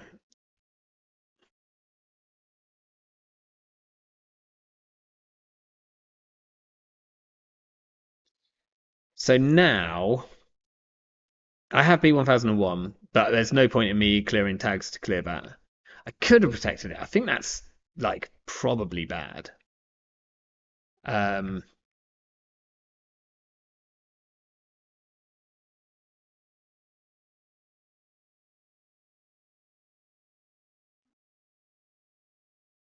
okay, B1001. Let's click the Epiphany button. We have a ton of agendas coming up. That's quite scary.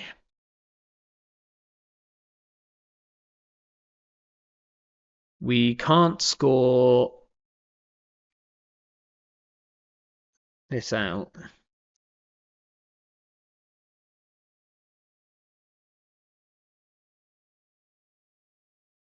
We have to install a card. We'll put this here. We'll put this here. And we'll take a credit. Feels pretty bad.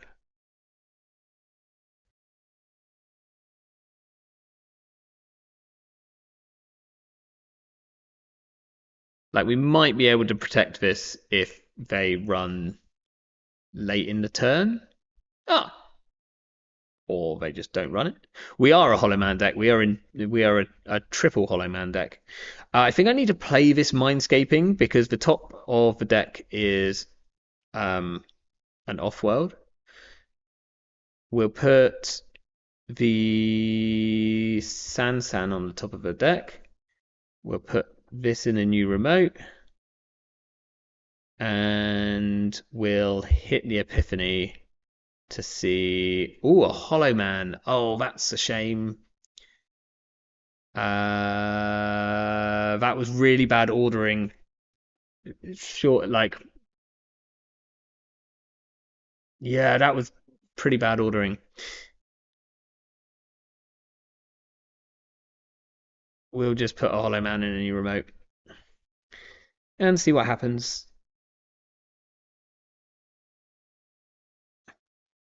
Okay, they're checking. They see the Federal. They probably trash the Federal.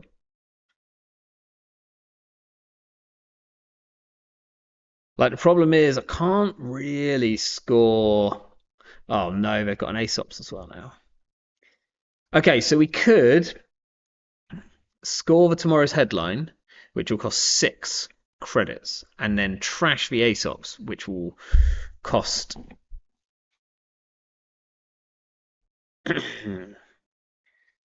Thinking.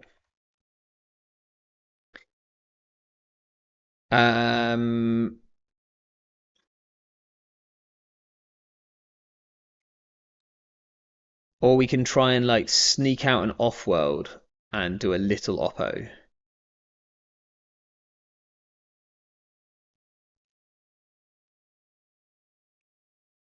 Maybe we see if we can find a Stoke the Embers off the top, because then we can score that out like pretty well.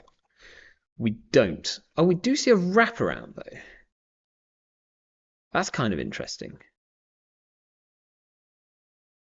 I think we go like wraparound.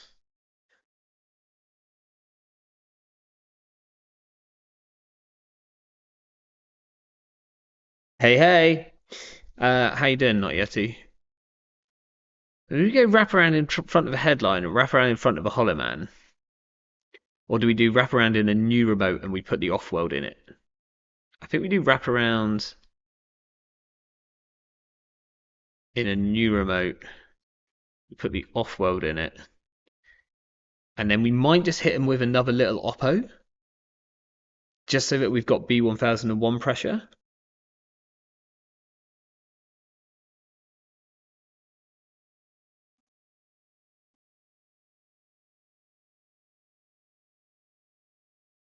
We've got 2 B1001s on the board, so this is like pretty safe, this server. Next turn. Yeah. Coalescence, fine. They're going to get their money up. Played 2 COs on the weekend. To be fair, what are you running? A B1001. That is fine. To be fair, I think Augustus played like the AMT and then went directly into playing the Chimera tournament, which is pretty wild. Okay, so we'll place advancements here, hit this, score, and then we could put the reversed accounts in there. Quite rude. Like they might just money up next turn. We also need to consider scoring this tomorrow's headline though. They're going to check the rest of our board soon. Norwich and the London Weekender. How lovely. Okay, we're just trying to score. I think we're just trying to score. I haven't really spoke about. I haven't done the news yet, not Yeti. So that will happen soon, including the news which you leaked today. We're kind of trying to. Oh, they've run. Oh no, they haven't. They've run the San. That's fine. They can run the San. That unfortunately means they're going to run all of the board, which means they're going to run this tomorrow's headline. Just unfortunate.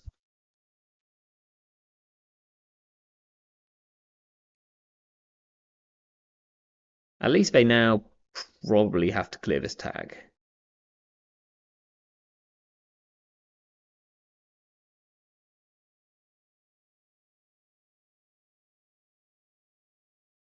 We would love to have a powers that be out on the board while we're doing all of this.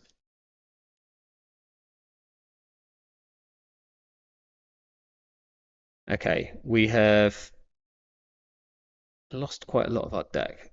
But again, this wraparound is just kind of doing the work which we need it to do. So we're going to do this, we're going to advance, score that, and then I think we put the reversed accounts in here.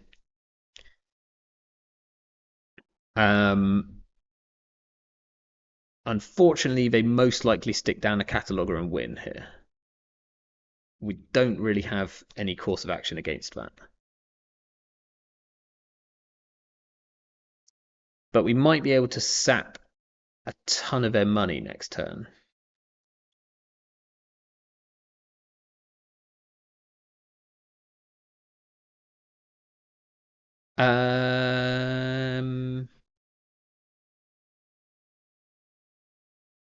I think we do protect this, right? This is how we're going to win right now.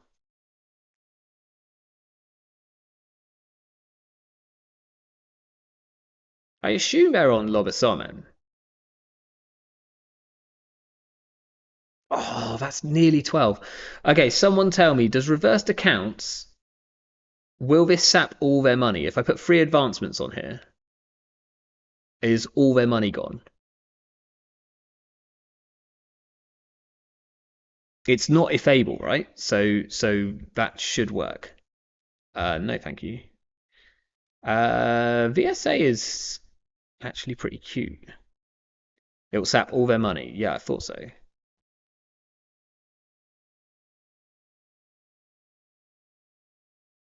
And then either we protect R&D, which I think is probably necessary.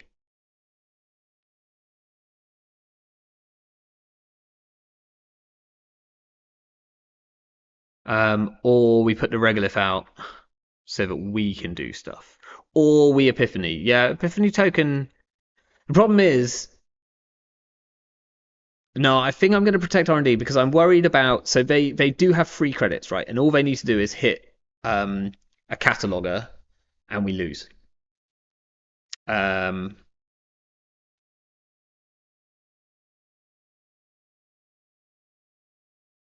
Like ideally, we see a Stoke the Embers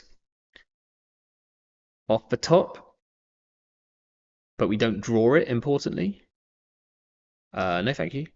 Oh, for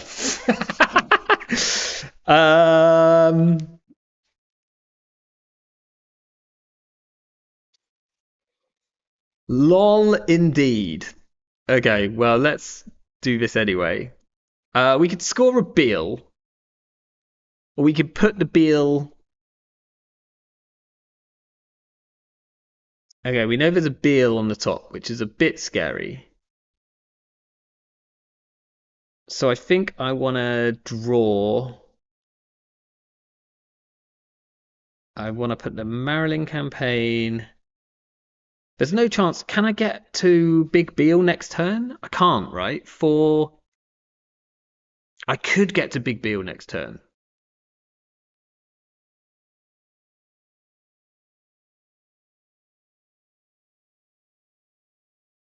If I put it in here now, I need to do it now because it's on the top. It's happening. Oh my gosh, that's going in 10 and then I'm going to take a credit. Do I have enough money? No. I needed to take another credit. I am short. There it is. GG. Shouldn't have gone for that play. I shouldn't have gone for that play. GG. I was greedy.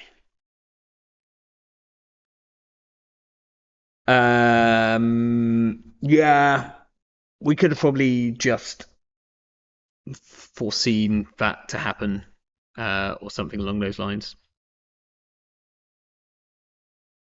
Okay. Not exactly.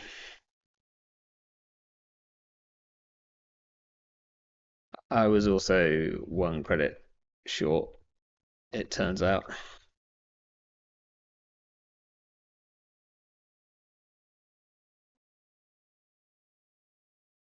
Probably putting the Marilyn here would have been better, right? No, because we needed to do it from hand. Ugh, it just doesn't. It didn't. Oh, balls. Oh well. Stoke the Embers at the wrong time is a fucking ass. Um.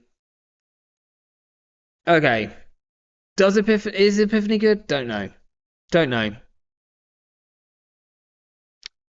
Anyway, we built an Epiphany deck. Not sure if it works. Didn't really work. Didn't feel like it worked. Like the games it worked because we just scored out behind a wraparound. That can't count as working at all. So the other option in MBN is this funky little fella which I put together. uh, which I also want to try. Again, obviously we're on Hollow Man. Um, this is a deck that actually makes Seraph work, which is quite fun. Let me copy it into uh, where's the thingy? Sorry, brain's a bit fried today. Right, it always is. Smooth my face. So this MBN.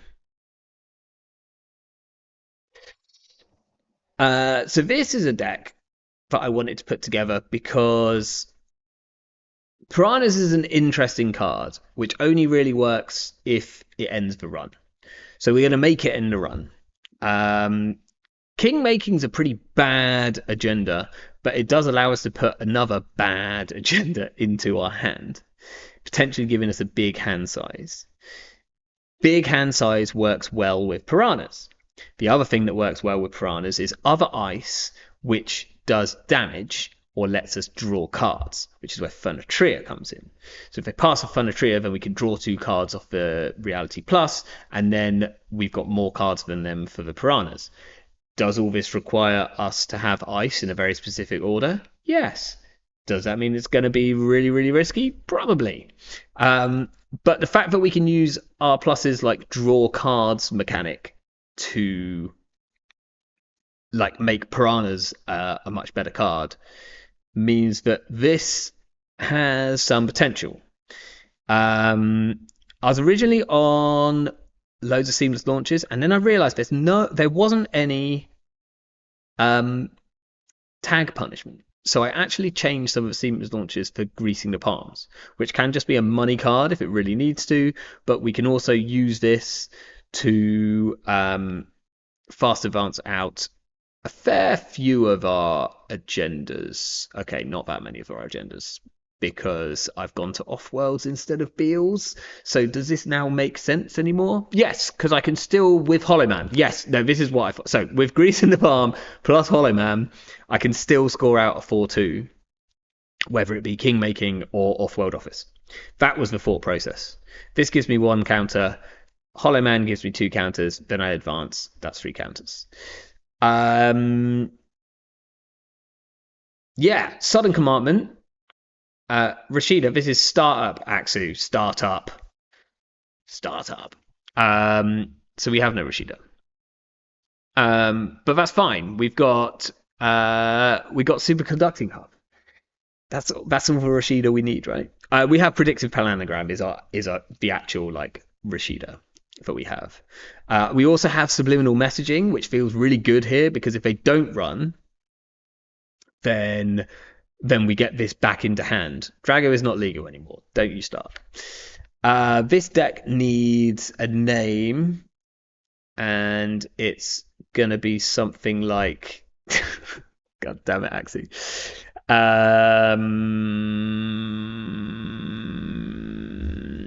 Fish making will do for now.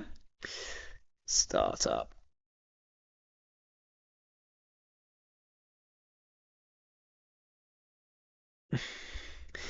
Uh, okay, let's see if this works.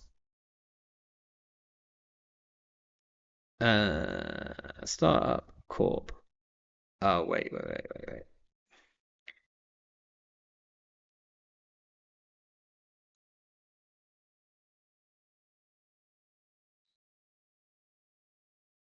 Okay.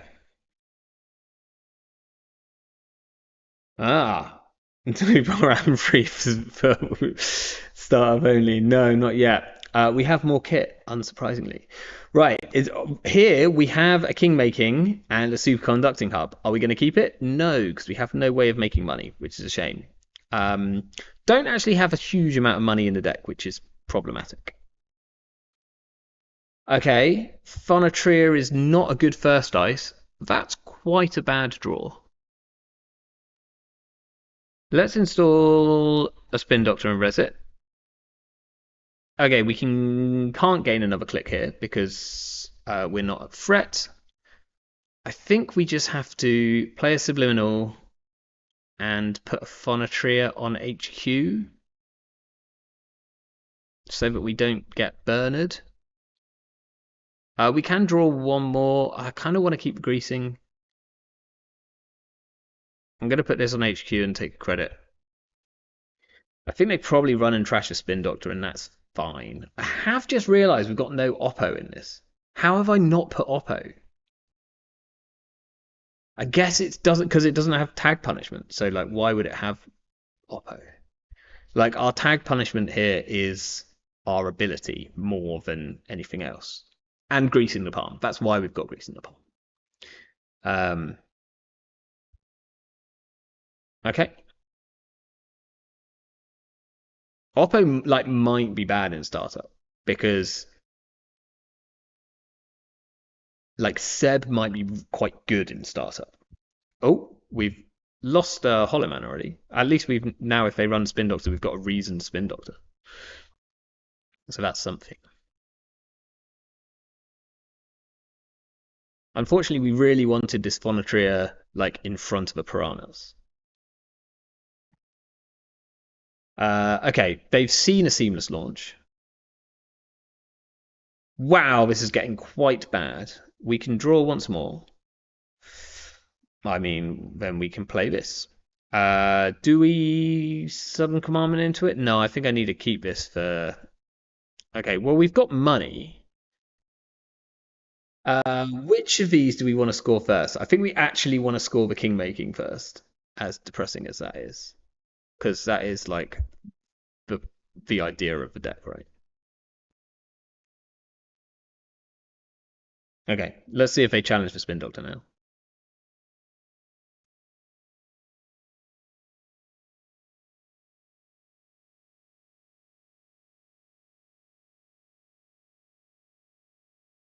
I guess unfortunately we want our ice in exactly the wrong order, being as we're playing against kit, because we want to put the Phonotria on the outside and then the piranhas on the inside. But that's fine. Maybe we can put a VSA out in front of it as well. Yeah, we have to trash this. Oh my gosh. Like, surely we can draw the ice? Okay, that is a card.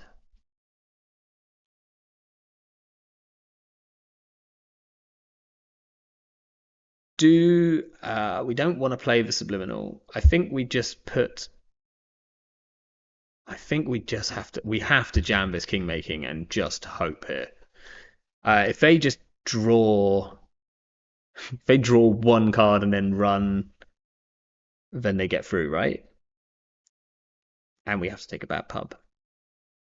Okay, well, that looks like we're going to get to score this king making. But this is a really bad time to score the king making because they're going to catalogue her.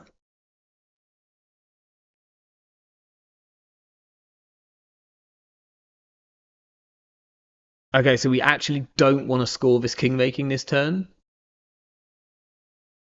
because if there's agendas, then they put them on the top, and we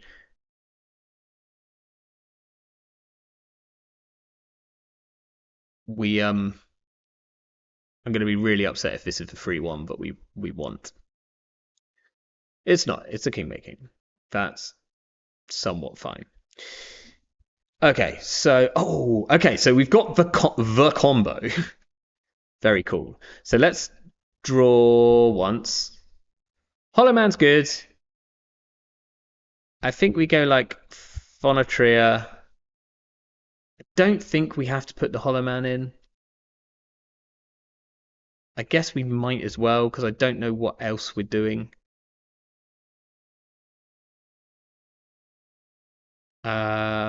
We could just play the subliminal and click for a credit. And then we can seamless this out next turn. I think we just put this in.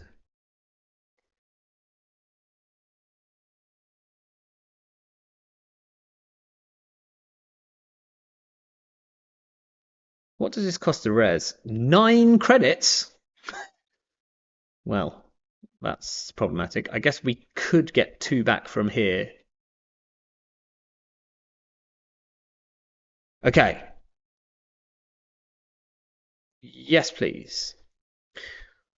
We've got this bad boy, which seems like perfect to stick on R&D. Do we just stick it on R&D now and score the king making next turn? Tempting. If we score this king making using the Hollow Man, it's a bit risky. I'm going to play this, put this on R&D, take 2 credits. Feels really bad. But I want to score this off king making, so I want to score this off Hollow Man now so that I've got an additional click. Okay.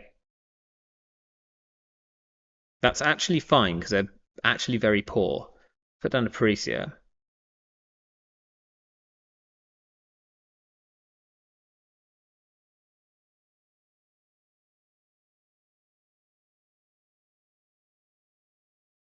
Cool. Yes. So let's res, do this, advance, score. We'll draw 3 cards. Terrifying, but gonna happen. Oh my gosh, we didn't find one. Done. And then we just play a yodel for lots of money and throw out some subliminals. Throw out subliminal, throw out subliminal.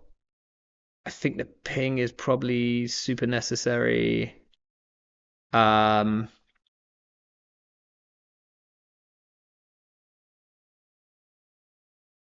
think. Oh, do we throw out Hollow Man? No, because the other one's in the bin. So we throw out a Greasing and another card, Sudden Commandment.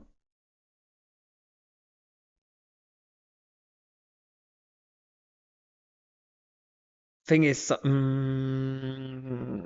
Commandment's just not that good yet. Okay, fine.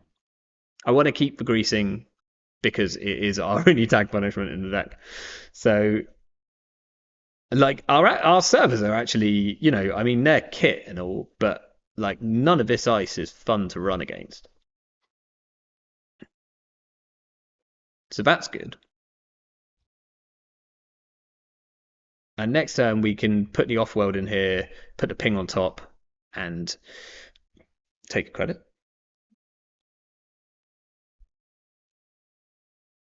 No, we'll keep Hollow Man exactly where it is. We get our subliminals back, which is great.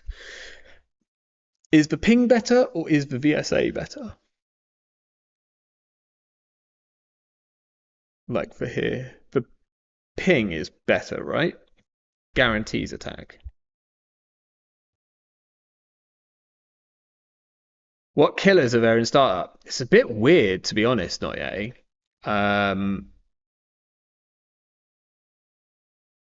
We could put two counters on this, and then we could seamless it next turn. I don't think that's worth it. It's like, so you still got Echelon, which is fine, but you haven't got Turbine. So you need to play. Oh, hello, Hermes. Oh, that really screws up our whole like we need ice in a certain order. They can just come through here. That's fine.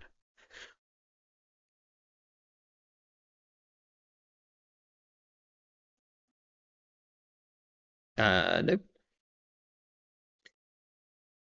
We'll score this. Now, just don't mess up our ordering here, and then we'll be happy. Fine. You can do that any day. We'll play a subliminal and put this back on R&D. Hello, Alex. How you doing? I think it's Carmen or Bust. Yeah. I was talking about your decks earlier, Alex. Mainly because we're playing Startup today. You are the perfect person to maybe speak to about these things. Maker's Eye will res a Seraph, Seraph, Seraph. The thing is, Echelon's only good if you've got ways of dealing with the strength issue that it has. Um, so Carmen probably is better. Also, that a lot of the sentries are two strength in startup, right? It's like Phonotria and oh, that was expensive for them. Um, and Starlit Night. Is Saverna? I think Saverna's not in it anymore, is it? Um, but yeah, they're either like two strength or they're like stupid strength. They're like Cloud Eater. No. This is good. Do we want to draw free cards? Probably not, because we. I might just put a VSA in front. I'm going to draw one. Phonotria is cute, but we kind of want another Piranhas before that's any good. Playing the Greasing the Palm just for the money is probably fine right now. I'm going to regret that, probably. And then we'll take credit. And then next turn, I think we can probably like predictive to look for a stuff.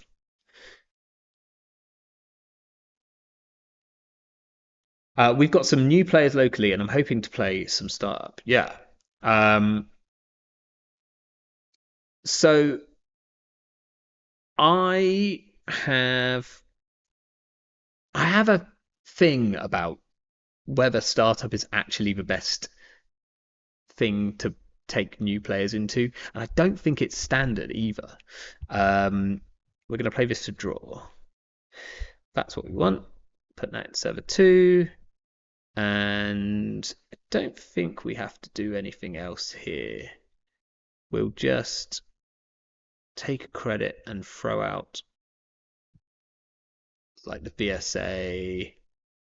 And the wraparound is like no good against Lobber Summon. Yeah, I really think that Eternal First format, they're jailbreaking again. They can jailbreak all they like. We've got nothing in here. No, I think I think, and I'm a little bit sad that it didn't take off as it should have. And I, when you think about it, you can kind of blame startup for this. Gateway is a really, really good new player experience. Like not the pre-built gateway decks. I think they're actually quite bad, and I think there is very little fun to be had in them because there's just no Corp Wincon. But like the custom made decks, ooh, that's a killer you can play. Um, the custom made decks are like actually very fun. Like and a good well you say so actually you say gateway is not a real format. I think it's only not a real format because when gateway came in, startup came in at the same time, and because of that, we're just going to put this here and then we're going to win next turn. um and because of that,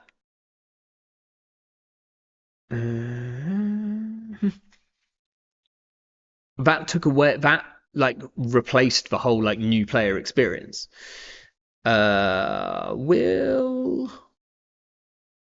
do we res this? How good is this break? Is that just better? Otherwise, they get to break it with a Lobosome. Sorry, I need to think about this a second. Living Mural breaks Seraph for like 1, 2, 3, 4, 5, and this breaks it for 1, 2, 3, 4, 5. It's the same. I think I'm better not resing this virtual service agent. Um, the training decks are exactly great for training. They are great for someone who had literally never played the game before, and you just want to be like, um, here's some brand new decks. Ooh, we will. I think we gain 2 here so that we can res some of this ice. Um, and they're great for just literally teaching the game and saying, this is this is how like you make a run. This is how you do this. But what I've realized, particularly when the new rotation came in,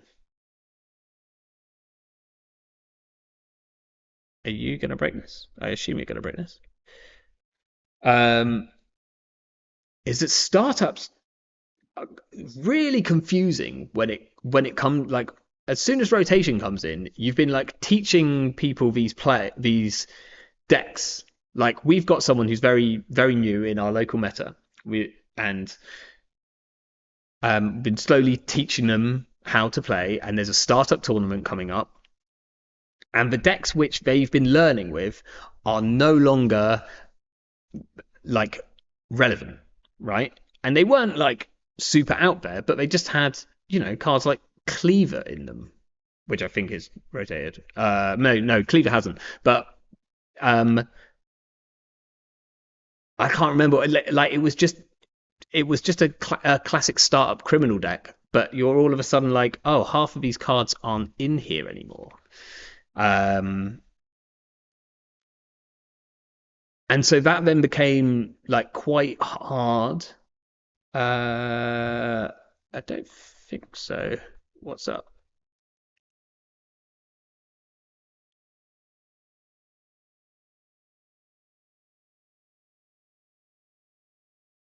Something's wrong on my opponent's side here. Waiting for nothing my end. Um, maybe close prompt.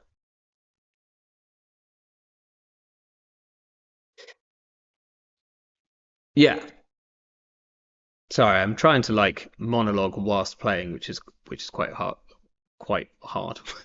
um, but yeah, so we've been like teaching startup, and all of a sudden it's like, well, these decks aren't startup anymore. And if we'd been teaching them gateway, then it would have still been the same, you know? Like, okay, I'm probably not running a gateway tournament anytime soon. No, thank you. Install. Um, this deck might work. So I probably wouldn't be running a gateway tournament anytime soon, but at least you're like, I feel like it's a way better way in to just go, here's a load of gateway decks. Um, and not Yeti, you should come to a tournament in Bristol. Why don't you come to regionals? Let's talk about regionals for a second because I haven't really done the news. So things that happened this weekend. Lots of things happened this weekend. There was an AMT, and I had a bit of an interesting weekend. I was meant to be in Scotland this weekend. I was meant to be in Aberdeen. Uh, I wrote off the car on the way to Aberdeen in Edinburgh. Luckily, no one was hurt. My brakes failed when I was going down a hill. Wasn't very good. Not a good time. Um, so had a bit of a ropey week. Not gonna lie. Probably the worst holiday we've ever had. Certainly the worst one I've ever been on. Um, and basically just meant that we had to come back like really early. It meant I was around for the AMT, an AMT which I wasn't expecting to play in. So I kind of rocked up last minute with some decks which were exactly the decks which I was playing in the old meta because I couldn't work out in my like I wasn't really thinking very well. So I just played decks which were completely from like last meta. My Hashiko deck had 0 new cards in it, and my PD deck had 1 new card in it. And I just wanted to play stuff which I kind of didn't have to think about too much because I wasn't really in a thinking mood. But anyway, played under a a fairly obvious Smurf. Yeah, I'm all right. I was just shaking up. It was my car's not all right, but I'm all right. But I did all right. I came third, behind 2 teammates of mine, Jai taking first place, Sebastian K coming in second. So really good representation of the tiebreakers. Very good stuff. Already mentioned at the start of the show that Alex Haver of Fun came in first at the Startup CO in Australia with this Sebastian deck, and I think probably next we play his BTL deck because it looks really fun. This one here, Clearinghouse, obviously more Hollow Man stuff, but there we go.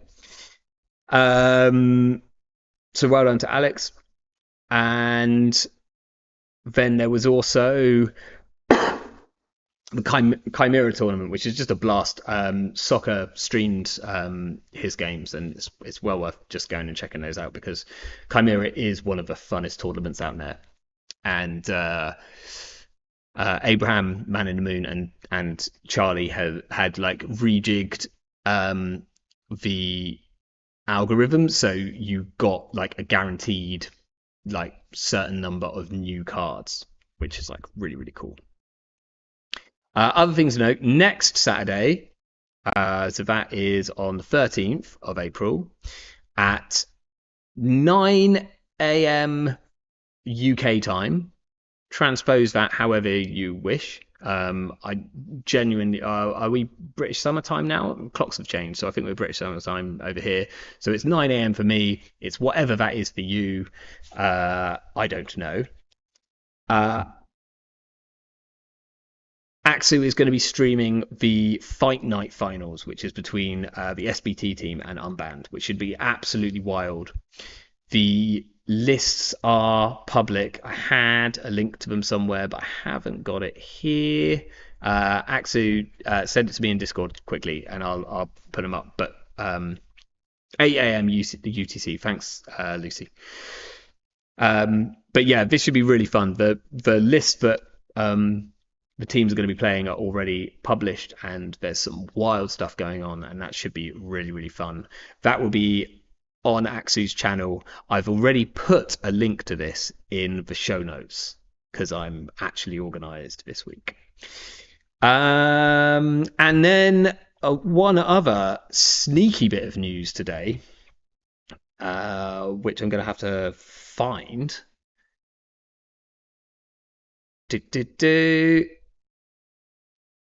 I'm not even going to be able to find it now. Not Yeti, where's your deck? Here we go. So, Not Yeti published this deck, Come to Cambridge PE. It's a PE deck, that's fine.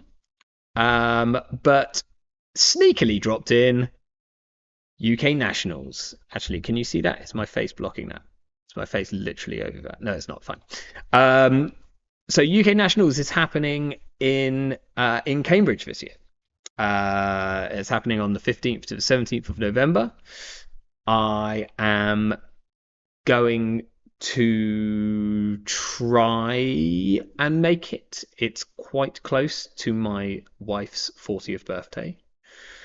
That might swing things depending on when we're doing stuff for my wife's 40th birthday.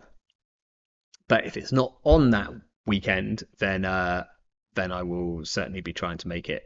And if we already know that I can't make it for that, then I'm going to try and make it to the regionals there. And yeah, so this is November. That might be under Dawn. Yeah, Dawn would probably be out by then, right? But it's kind of meant to be. But yeah, who knows? Like assuming things run to time. Lucille, you asked, how has startup been treating you? Run into much punitive yet? I haven't, but mainly because we've been playing Corp today. I'm trying to build a bunch of decks and try a few other ones just so that there's a few more startup decks on JNet.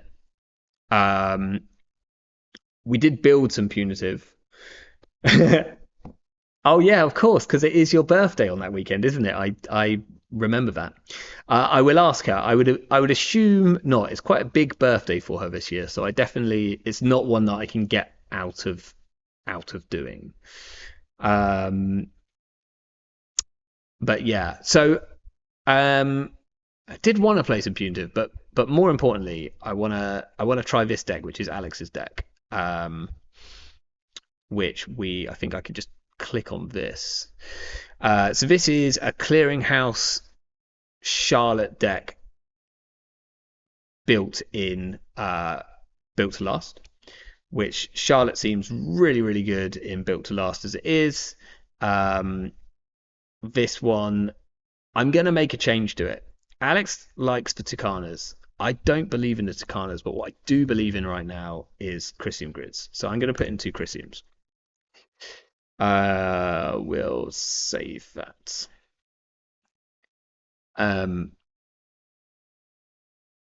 Wisdom from my local startup meta is that basically nothing can beat a well-built punitive right now. It's hard to outmoney it, and there's no paid ability speed solution anymore. Yeah, so we mentioned this earlier that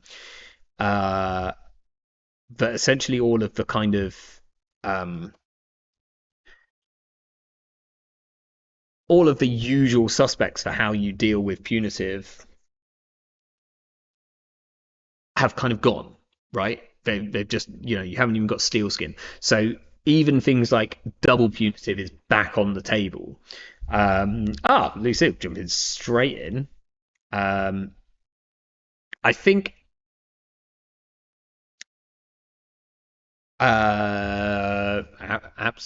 absolutely fine. Be my guest. Oh. Yeah, I think Alex's Seb deck looks like it has enough money and suggests that it does have enough money to deal with the punitive. This seems like a pretty decent keep to me. Like tree line, we can boost out of slap vandal, and it can't be entangled. We can get Charlotte going. I don't care if they burner us. Yeah, so Nuvum, I put together a. Oh, we have a clearinghouse as well. Let's go new remote, advance, put this in front of it. I tried to build a Nuvum punitive because it makes a ton of sense because Nuvum does have a lot of money. We'll res a tree line. They might slap vandal it this time. They do slap vandal it this time, so that's a shame. Do we pop this or do we just let them trash it? We gain 3, or we cost them 2. We're going to gain 3.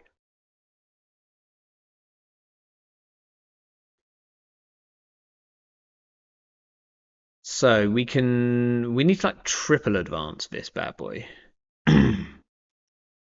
Unfortunately, like Isaac's a bit oh, but we just put an Isaac. We advance it once. We put an Isaac there, and we're all good.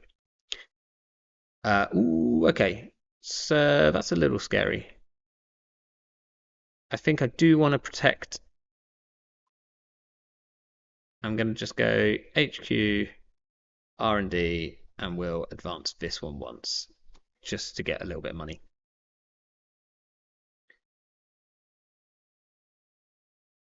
Yeah, there's just 253 agendas, so when you try and build it, it's just really, really hard. Um, like working out exactly what you do with everything. Do we force Lucille to run into this and show the Isaac already? We have to pay 3 to res it. If we pay 3, we can still res one of these. Maybe we actually put the Isaac somewhere else. Maybe we put it on like HQ.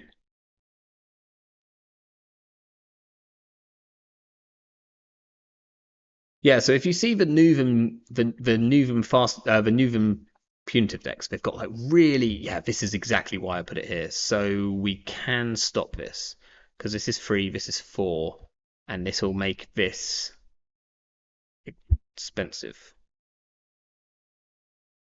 7 strength seems good enough.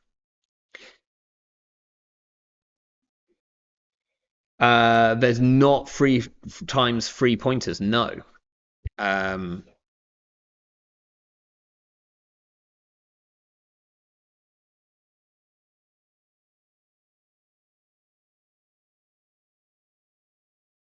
yeah, you've got send a message and battle spire.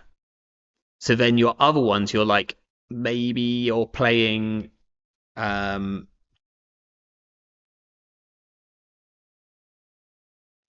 credit, take a credit, or just I think I need to do install advance gets me to 3 credits.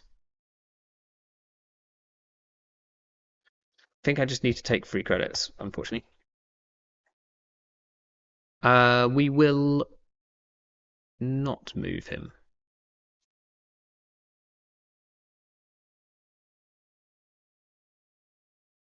Yeah, so you play this really weird like uh agenda suite, which probably involves some slash and burns so that you can kind of get Nuven value. Um, do we res here? I don't think so.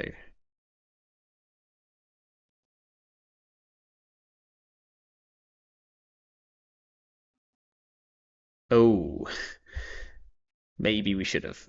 At least we got a Charlotte back. We do not have a punitive yet. Oh, we're not a punitive deck. Just remembered that. That's fine. Um,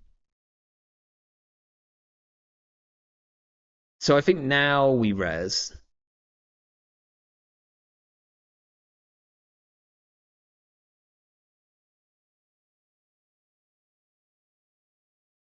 Getting a bit sketchy in hand here. Not gonna lie.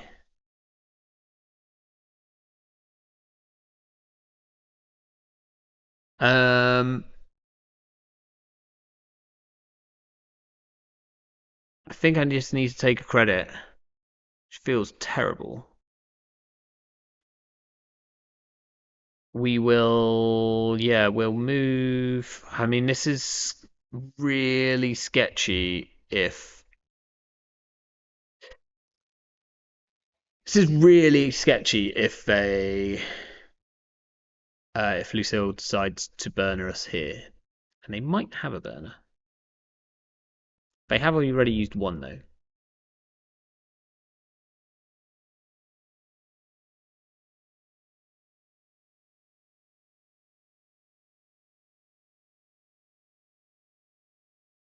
Ouch.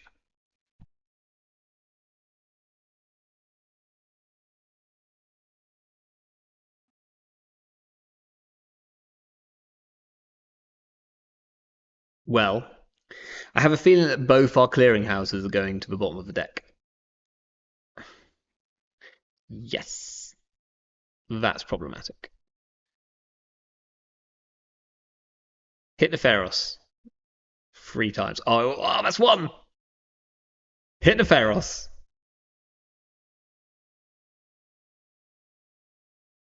Oh. Sad send a message. A very sad send a message. How do we win now?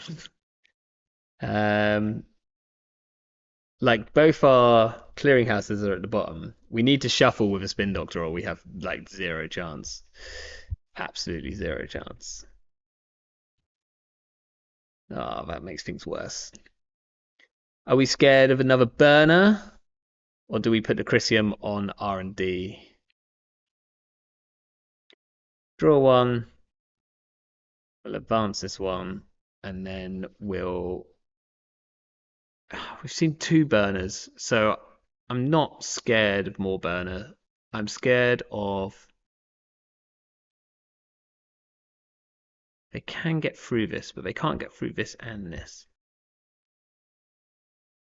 Actually, I don't care about Cataloger. I've got nothing in hand.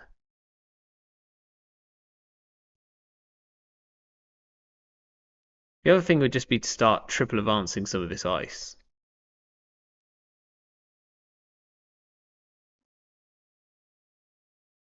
Do we move Isaac? No, he needs to protect this right now.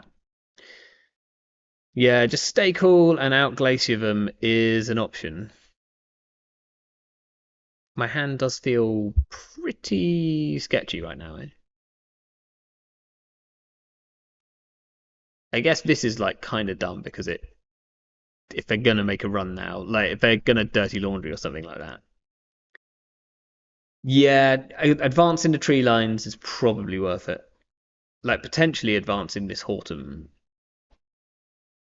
just so they can't get through it with a slap bando is probably fine.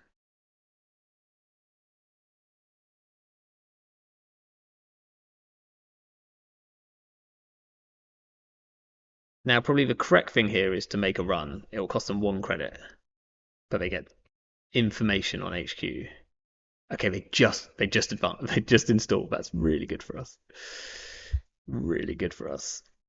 Okay, could you please find me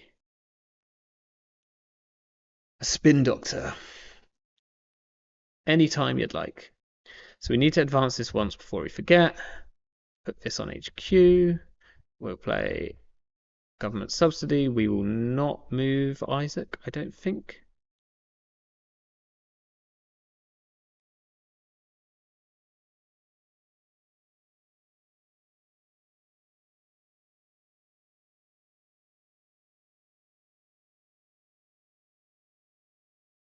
Pressure spike is bad news for us. We're going to need multiple. Okay, they're going to get rid of this whole server, which makes a lot of sense. I think I just let them trash it here. I don't need the money.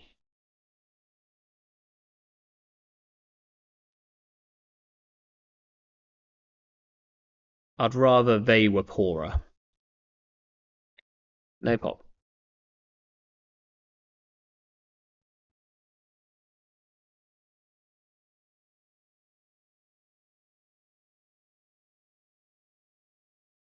Alrighty. So now advancing tree lines is much, much worse because pressure spike deals with them and they're at threat. Let's draw. Okay. So what we need to do is triple advance this Theros and advance this tree line a significant amount. This gets to strength 4 for 2 credits, but it gets to strength 7. So we need to get the tree line to at least strength 8 for it to be worthwhile. So we have to do like 2 boosts. We also really need to find a spin doctor so that we can shuffle our deck because our win condition is mostly at the bottom of our deck right now. Okay, there we go. Hollow Man is good. I think we draw and advance and then we ditch agendas. I might want to score out a basalt, I think, sooner than send a message. Hollow Man to turbo advance the ice is cool. So next turn I could put the Hollow Man here, turbocharge with Theros. I can't turbocharge this as well. Let's shuffle back these so that I don't just lose.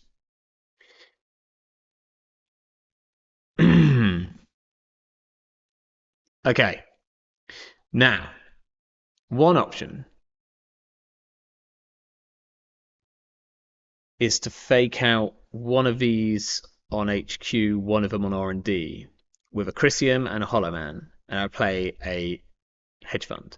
Then next turn I can move the Hollow Man across here, double advance for Theros manually, and put 3 advancements onto the tree line.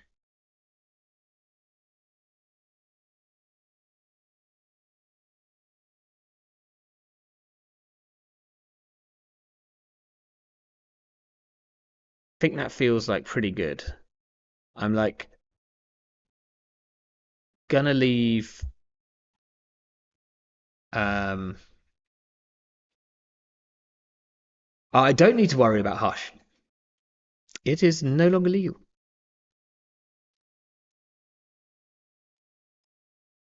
This is startup. This is all startup. Oh my gosh, Liam's got a screenshot of a 22 strength logjam. Yeah, I think logjam is actually the best thing to get on here.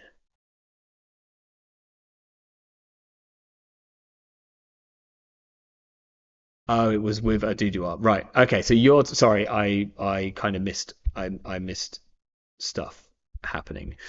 Uh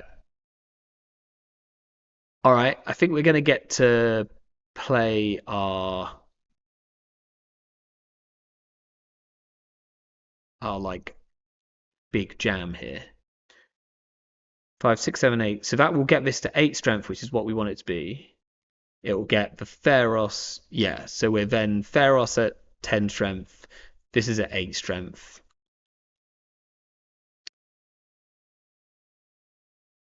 The turn after that, we probably have to purge. Either that or we purge this time, but I mean, we can't really let them. We probably can't purge, actually.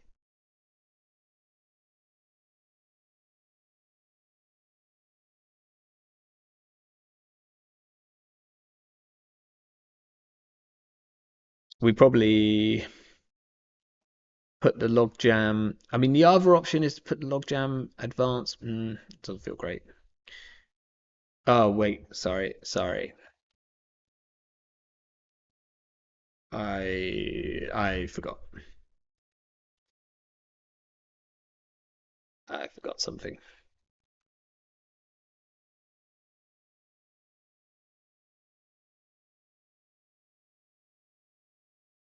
Hopefully Lucille sees this.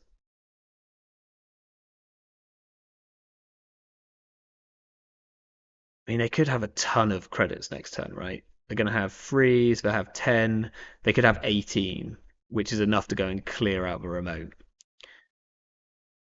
But it will at least cost them like, it'll cost them about 10 credits plus 2 to trash. Uh,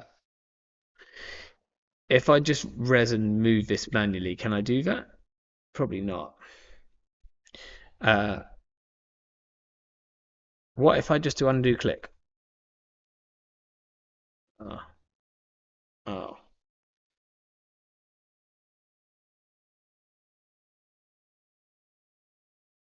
Uh, thanks. Okay, so res this, move this to here. So advance, advance, put counters here.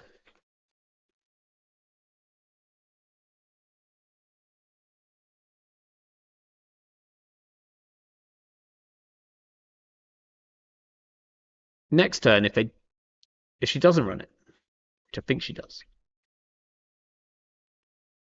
then we install the logjam, advance the logjam, probably hollow man the logjam, which is very expensive. Ooh, hello.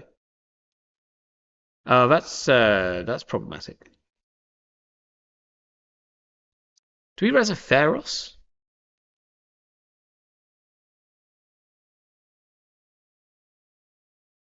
I think we have to. It still costs her 5. And this is like at least 2, maybe 3, probably just 2. I think we will. We can still afford to res this Pharos just. It's very much only just. No, it's not. It's like 5 credits. Oh, 12 credits to get into the remote. Yeah, that's fine. Unfortunately, if I see one here, then we lose. Next turn, we put the Chrysium on R&D to try and stop that happening. We probably should have done the like Chrysium on R&D and the Hollow Man on HQ because they're more likely to have a cataloger than to have a burner. 1 in 8 chance. Didn't happen. It didn't happen. No. Ooh, we've got a Charlotte. Do we need the money? Or do we protect the Hollow Man? We can go install, advance.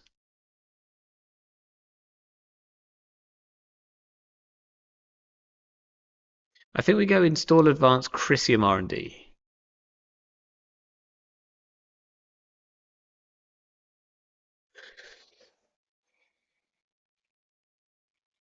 Or we get the logjam going.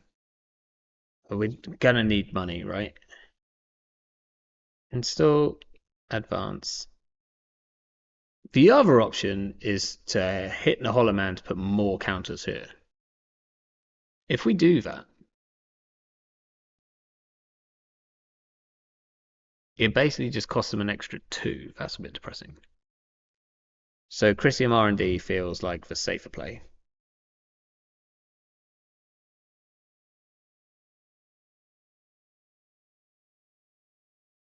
At 13 credits, but that means it's most of their credits to get through the remote.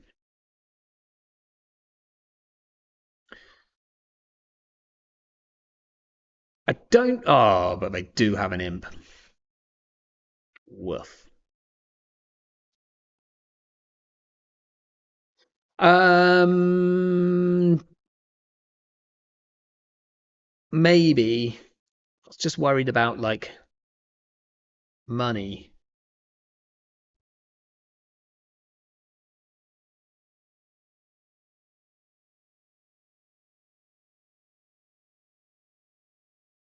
So how much money are they going to have left here?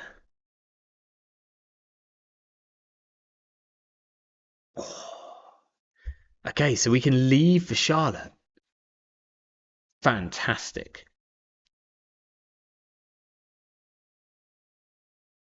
There's nothing ridiculous here that I'm not seeing, right?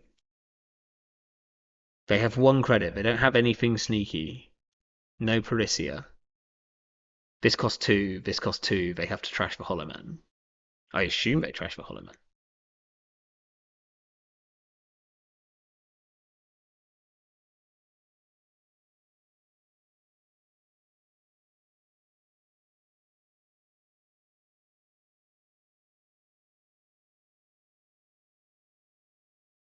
Okay. What do we do here? We advance.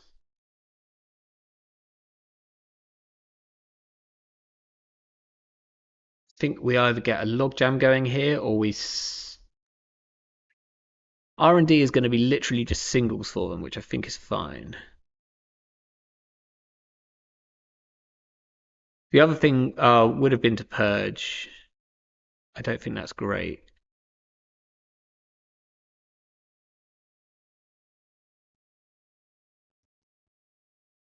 Kind of want to protect the R&D because of the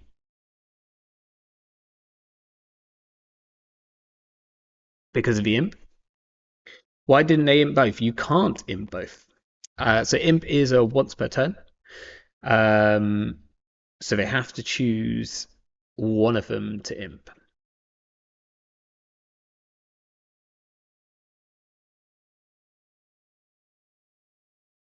Do we still have tree line in the deck? We do. So we could get like a silly log jam going potentially.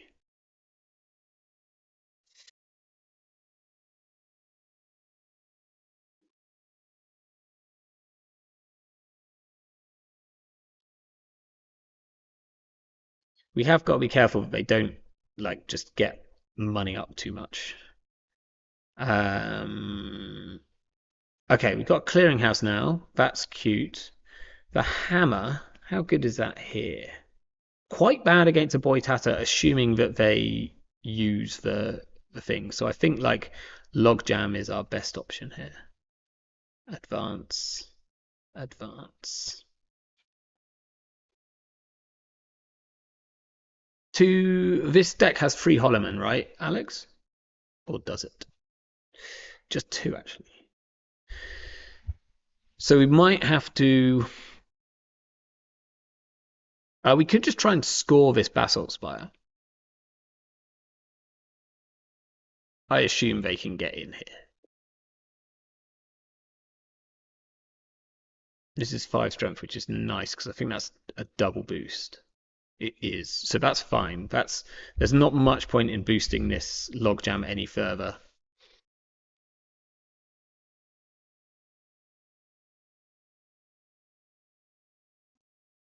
Nice.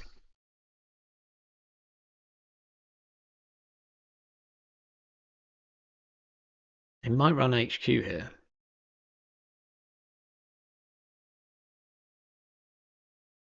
I thought this Valentine would be alright, but I'm a bit worried. Biovolt is not startup legal.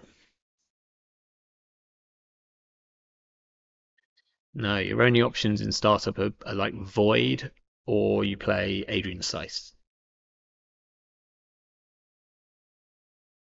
Yeah, the Biovolt is like pretty disgusting in. Oh, this is scary.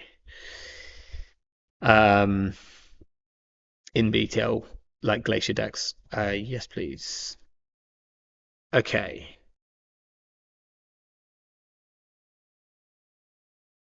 Can we score this Basalt Spire?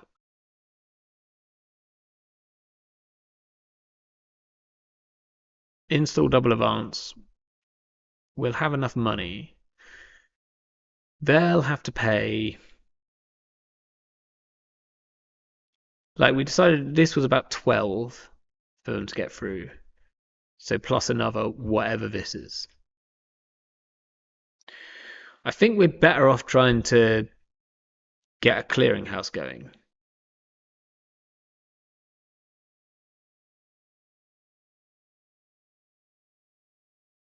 I might tree line. I might tree line this logjam. Or actually, no, we tree line this Pharos. 19 creds, really? Okay, so we're going to do this, and then we're going to expend this. I just want to make R&D really impossible because the two catalogers are scary. As much as they had to go through this twice because of the Chrysium. So if it's 19 creds for the remote, then next turn we double push the sure. Oh, that's got bad. So if they run HQ, we probably lose. Okay. Double advance. Is there any chance we throw out an agenda here? I think we do.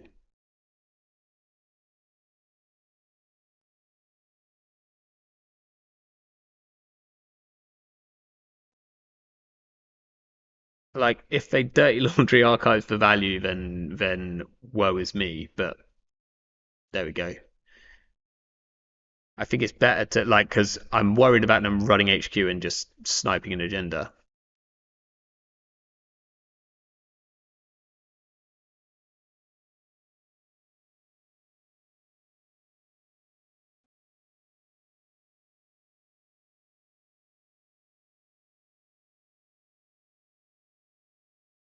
Okay, they're going in.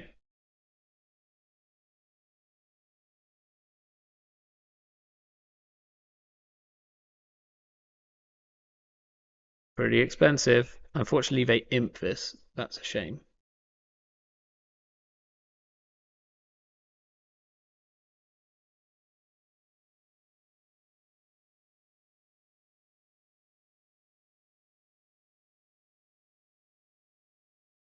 Three credits left though. So we could push a Basalt Spire next turn. And I think we do. I think we have to. Um, just gonna leave the send a message in the bin. Not even scared. I'm not even scared.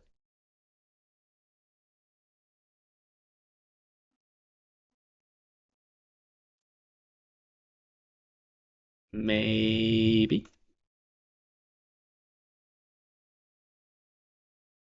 Alex says 19. You can believe him if you like.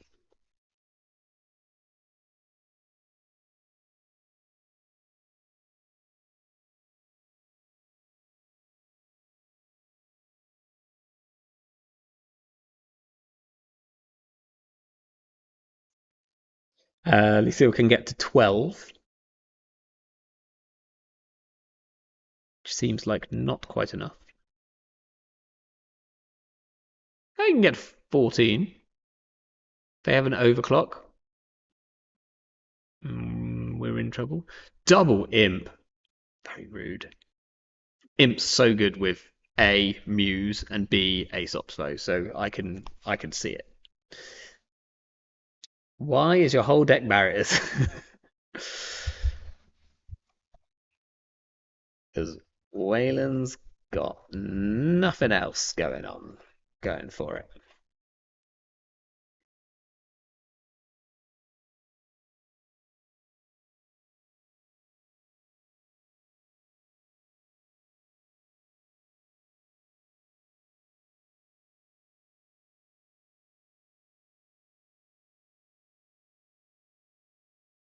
Installing the imp here is interesting. Maybe Lucille just knows that I'm not going to purge next turn. Because I should either be scoring out this agenda or advancing whatever it is. Yes.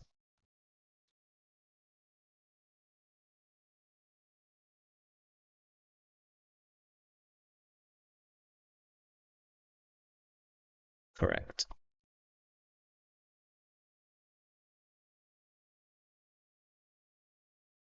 You didn't steal so many early on. There would be more agendas left to find.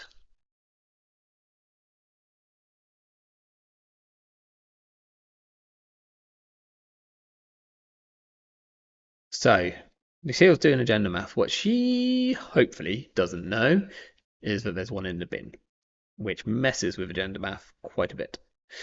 Hey David, how you doing? Yeah, we're playing some startup today. This is Alex's the deck that Alex won the startup CO with. Uh, it's kind of is a punitive deck which doesn't have punitive in it. Is the best way of describing it, I think. Um, it's going for a like clearinghouse kill using Hollow Man and BTL. Exactly one agenda in every server. That's so true. So we should have seen 12 points at this point. 12 points at this point. Gonna guess there's one on the table, one in hand. Correct. There's also one in R&D and one in archives.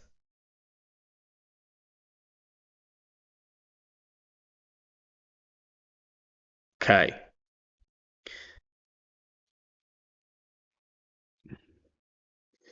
Well, next turn she can get in.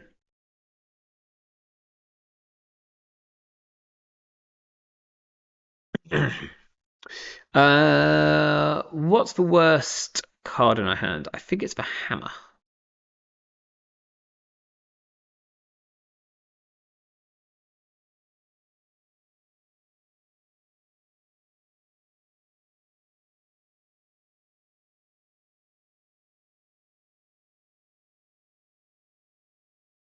We're now a little bit safer in terms of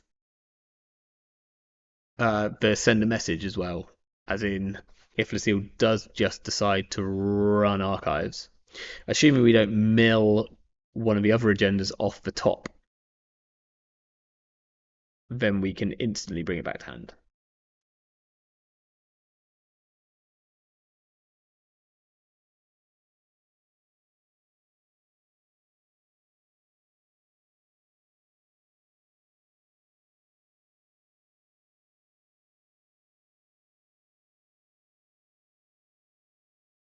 I think it's I guess it could be an Isaac. Yeah. So Lucille's saying it feels like a Christian, and it really does feel like a Christian. I think if it was a Hollow Man, I would have used it to score out the basalt. Yeah,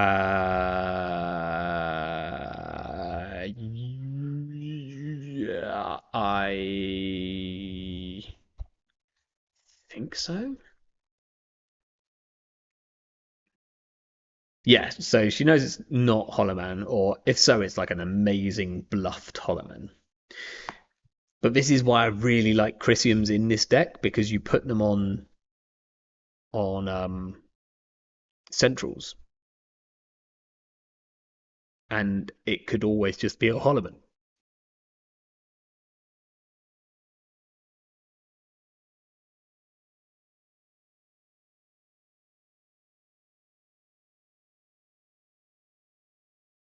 Considering ripping singles, definitely an option.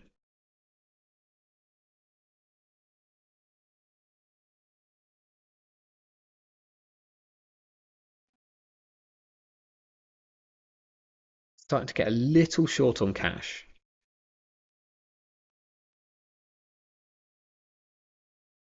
Okay, just moneying up makes a lot of sense. Putting the regolith in the server is probably exactly the kind of thing that I want to do. Let's put the spin out.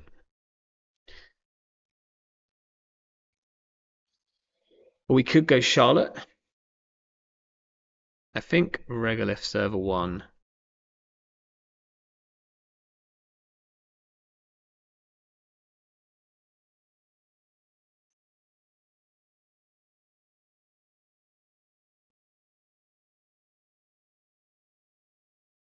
I only have 10 cards left in R&D, which is a problem.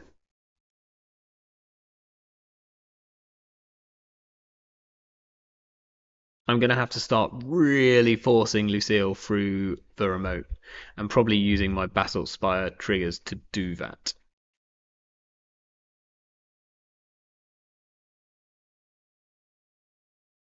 Yeah. I think if I use Charlotte, I want to install double advance. So the question here is, do I Basalt Spire first? Because if I mill an agenda off the top, then I'm actually in a bit of trouble. And I think I do. I think I get a clearinghouse back. Now, unfortunately, if I do that, it means that Lucille runs HQ, but I still think that might be correct. That's fine.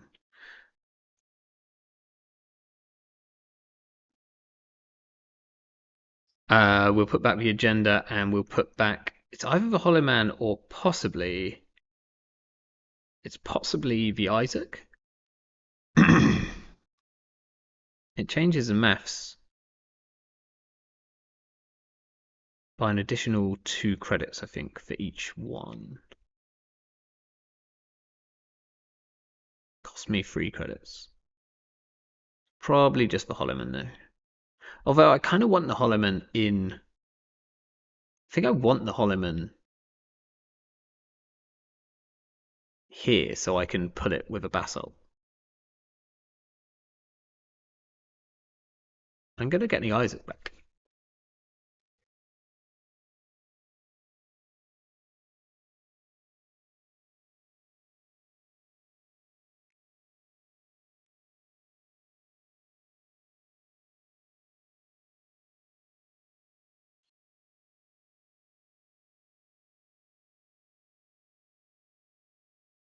So now the question is, do I push the clearinghouse next turn, or do I actually just? I think I overwrite this regolith. I immediately regret putting it in there.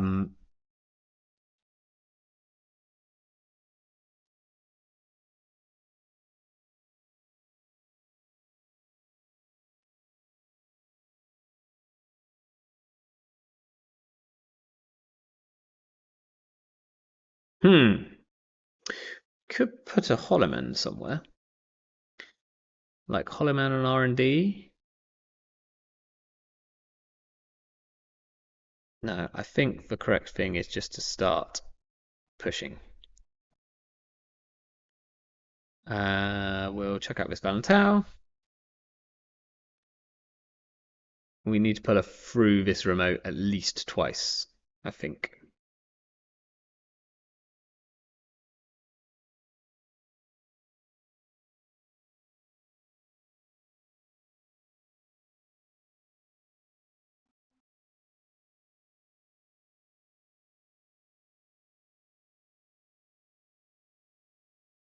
The other thing is, Lucille might just be crediting up to an almighty level so she feels like she can run R&D like twice. I think that's probably what she's doing. Yeah. Yeah, it's time. 35 credits seems like enough credits. And I think it's pretty impossible for me to do anything about this. Unless I spire after she runs the second time. Will I have a click? Will she have a click left to run the bin? She will have a click left to run the bin. Obviously, because otherwise she wouldn't have a click left to click the cataloger.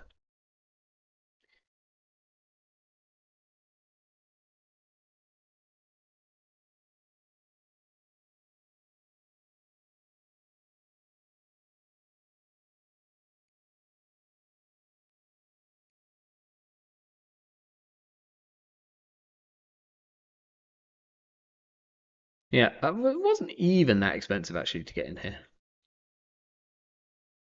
Like, Pressure Spike is good.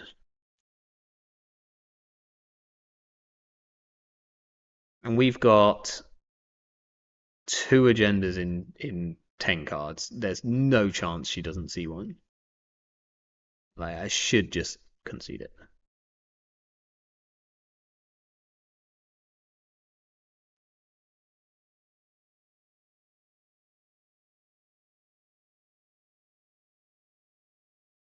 I mean, we bled 6 points very early this game. Um, Not being able to stick that early Charlotte was a problem.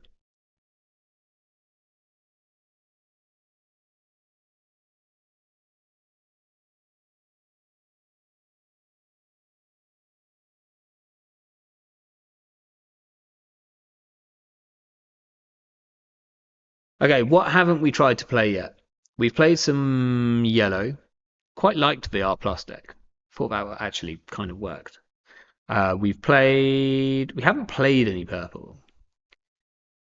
Um, but we built some purple.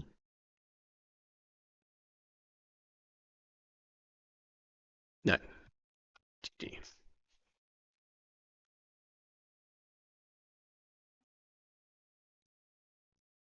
Um, we can maybe play a quick game of the RH punitive. Yeah, no chance.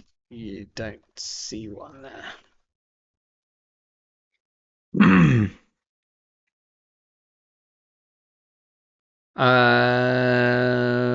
One in hand at the moment. One in the bin for a while.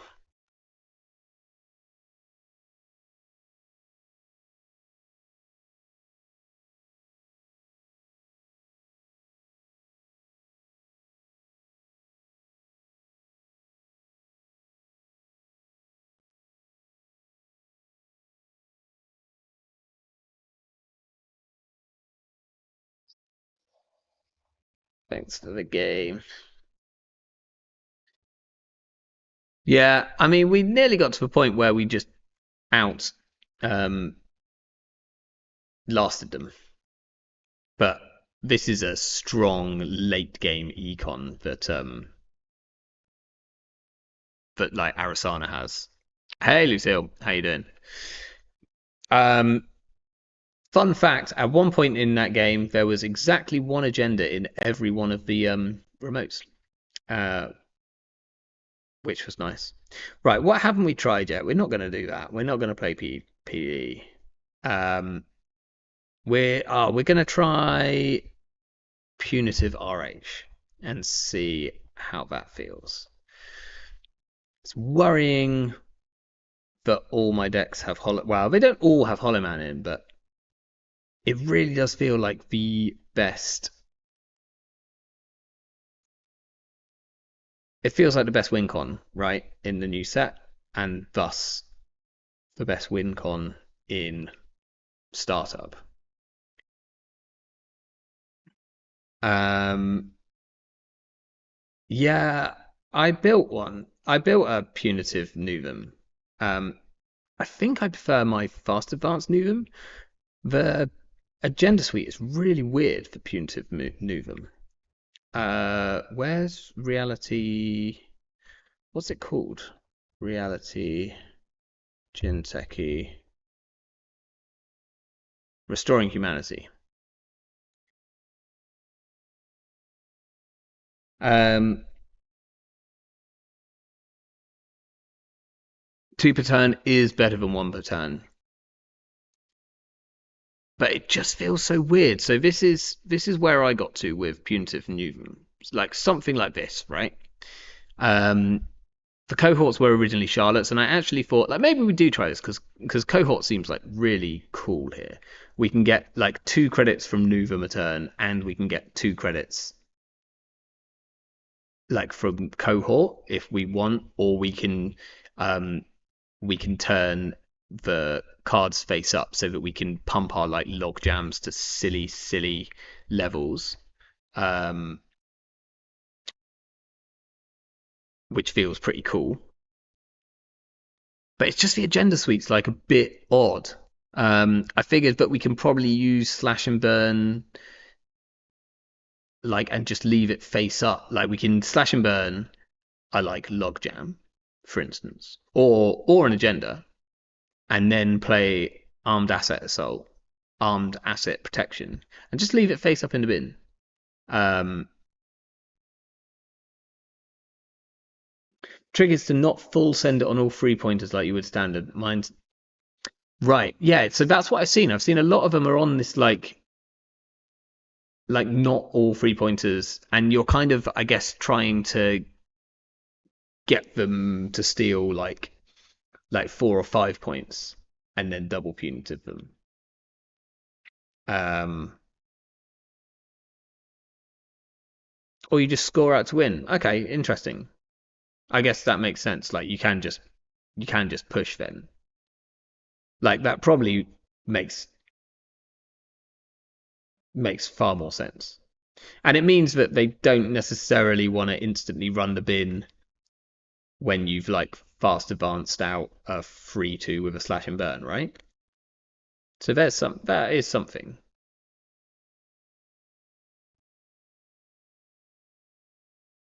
I guess then at least it's more of just like a fork deck. It's more like a lady killer, I guess, where you are just like pushing out to score. Um, but with always the threat that if yeah, in the process of running remote with a winning 3 pointer in, they become poor enough to lose to punitive. I guess that's the plan. Just feels so, like so many agendas to have in a punitive deck. It's like you end up with about 9 or 10 agendas. Yeah, if you want to jump in here, go ahead. I never mind.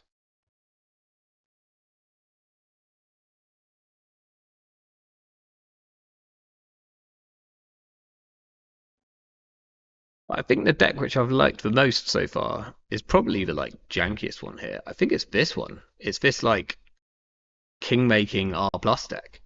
Just because Phonatria plus Piranhas in R plus feels like a really sick combo. Um, Steve, it's terrifying. Um, we got a tattoo bowler we can put on HQ.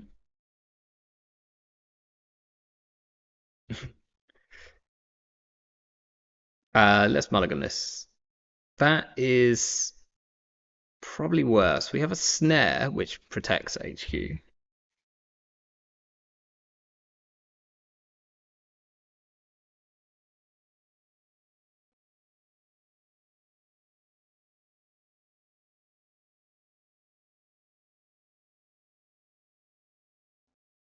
We just put this on HQ. We're going to gain a credit, and I think we're going to throw out the Fuji.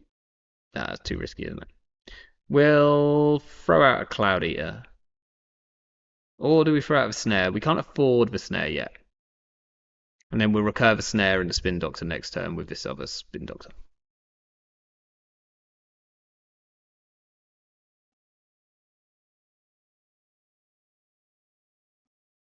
Place is not in the right place. What have we got? Wizard's Chest. Oh no, we're a Justinio deck. We'll res a Tattoo Bowler. And we'll swap it with another Tattoo Bowler.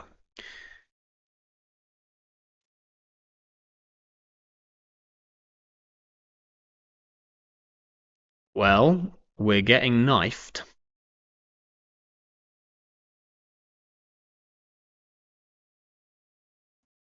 The knives are coming.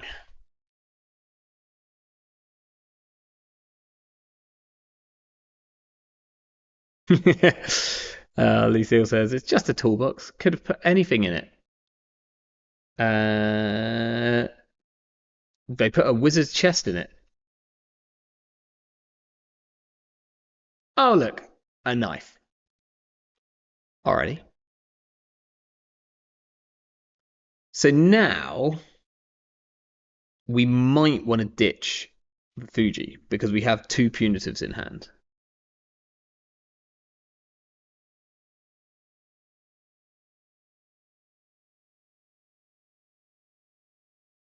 Oh, I'd have really loved to have found Hands Eye Review here. Great. Sometimes you just got to be really incredibly good at this game. What's better here? I don't know if we can or will or should play the Cloud Eater.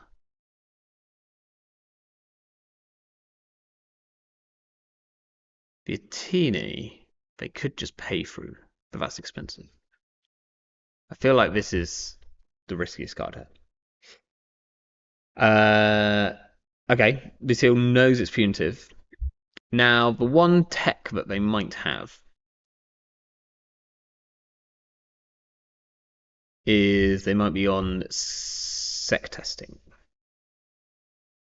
which would suck testing. Because then they don't have to access our archives.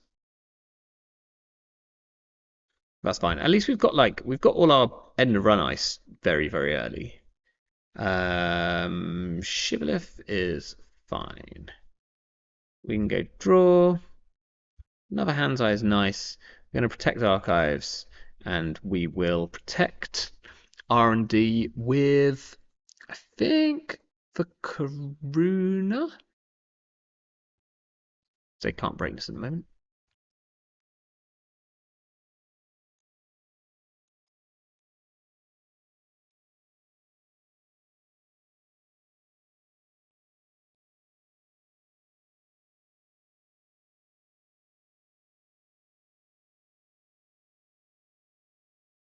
Quite like the fact that we're on snares.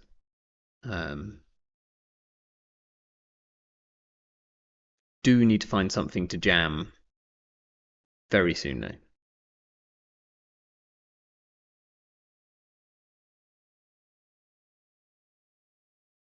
They found their Kurapira, which is a real pain because we were really hoping to tax them out with some of this ice. Do we want to play a Boto? Kind of crap at this point. But it's still like probably expensive enough. We want to find something to jam. We could jam that.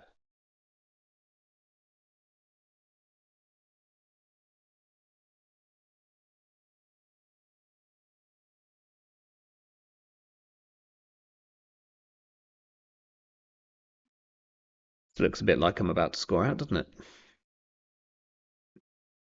So I mean, the question is, do I just start scoring out? They have a Wizard's Chest down. Slightly scary. They can't deal with this Karuna yet.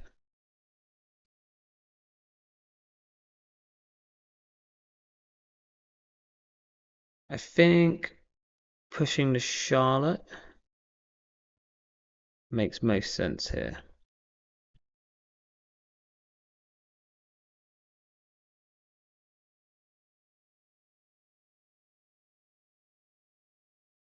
Let's see if they're interested in challenging the remote at all.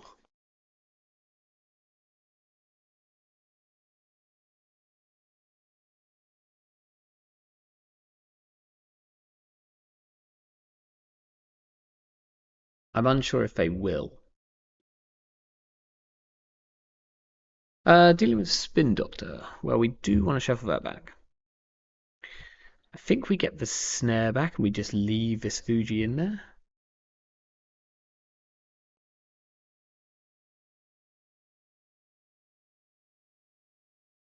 I will take the snare back. That's for sure.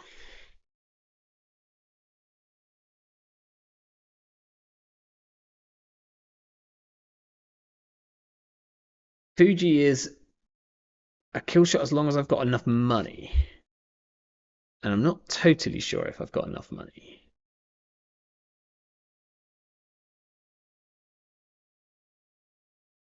I guess with Charlotte, she's going to gain me 7, and then I can Hands Eye. So I've actually got like 7, 8, 9, 10, 11. I've got 12 credits more than I think.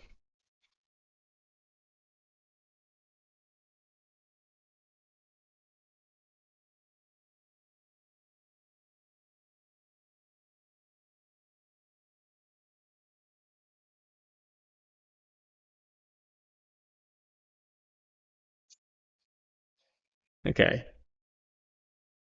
Deciding not to run my free pointer, which is not a free pointer.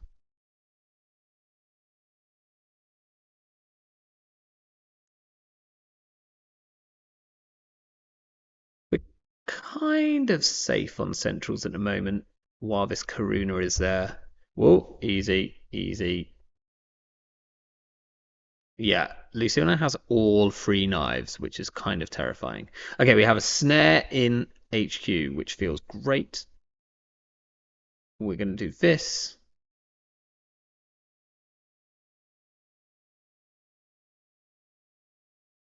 I think I want her to hit the snare. So we're going to put that there.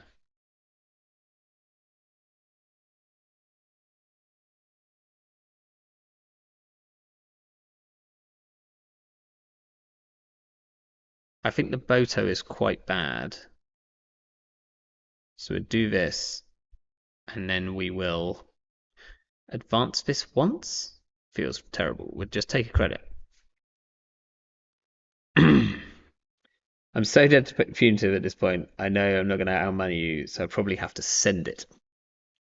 I believe we will be sending it.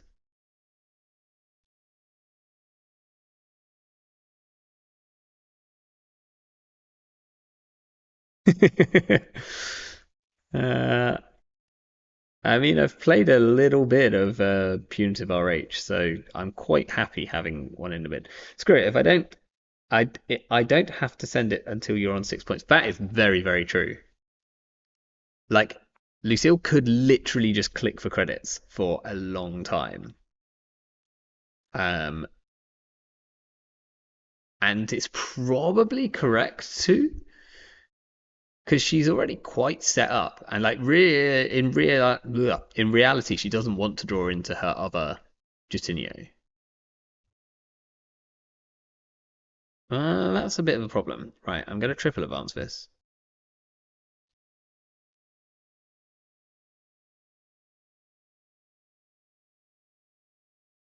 Sec testing is a problem. Sec testing is a big, big problem. Now she's got Carmen as well. Okay, do I want the regolith for more money? No, I want to just jam. Will res Viatini, so she knows it's there. Yeah, I'd have much preferred that to be a Fuji, to be quite honest. Right, ideally next turn we draw into a void.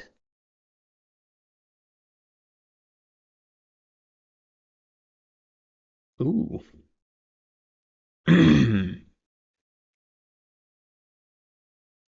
uh, I think we resin swap a Tattoo Bowler. And maybe we just don't actually. I think it's better to not.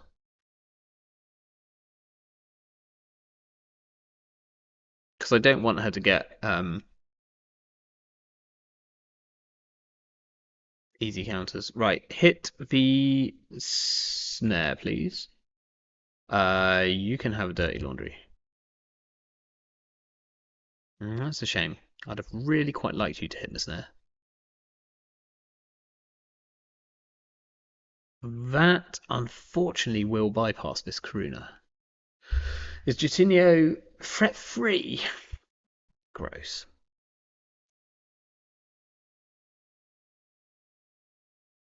Yeah, there's like nothing.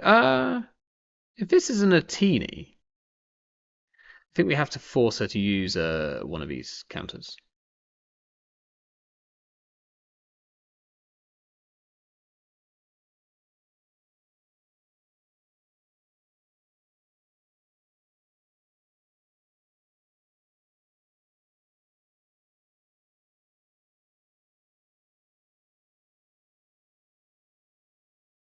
And then we will res this Tattoo Bowler, assuming she doesn't overclock it, which I don't think she will.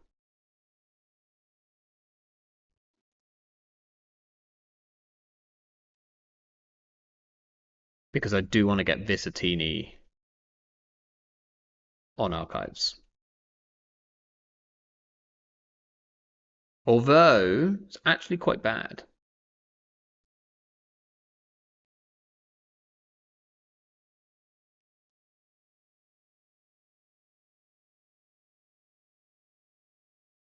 I think she just wins next turn. Tattoo doesn't stop her. A teeny doesn't stop her because she can just take the damage.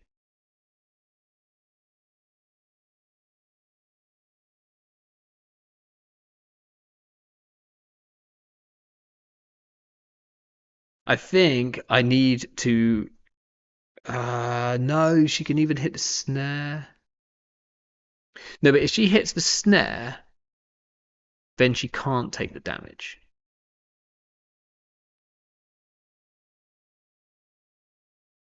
So I think the right play is to put the Regolith out here. Put the Tattoo Bowler somewhere.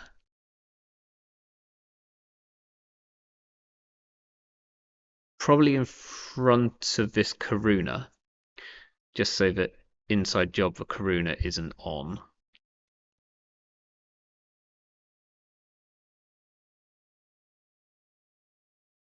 Like, I really need.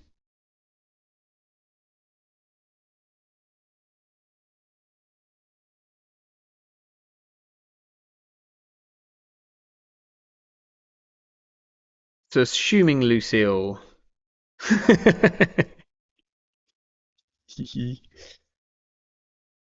I think what she should do about this is just put the. You just put the sec testing on HQ, right?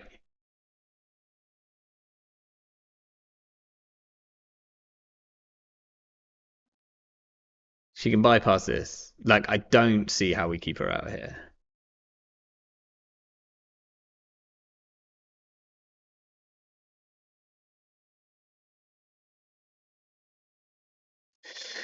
I don't know, Warlock, because I need to have a better chance of her hitting the snare.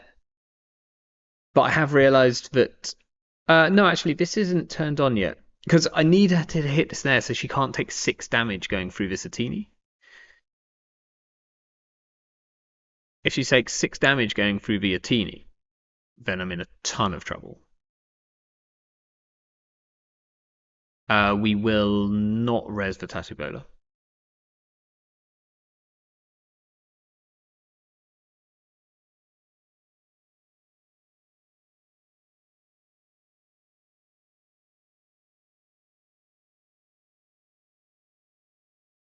Like here, she just runs HQ for Steve value, which is a shame. I think you can have the Dirty Laundry. Unfortunately, she can Dirty Laundry this Regolith if she really wants to. Or she can just go for the win here.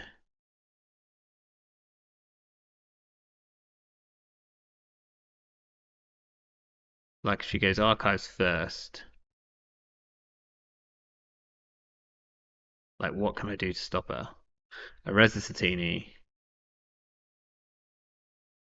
She breaks, or she just takes the damage. Oh, if she takes the damage, she dies. But she can just pay, right? This is oh no, this is threat free. So she needs to pay 5. She has 5. She has 5. And she'll get money back from Dirty Laundry, so she can still get through here.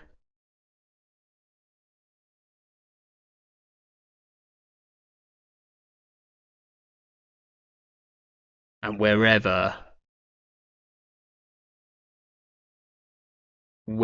it is, I lose.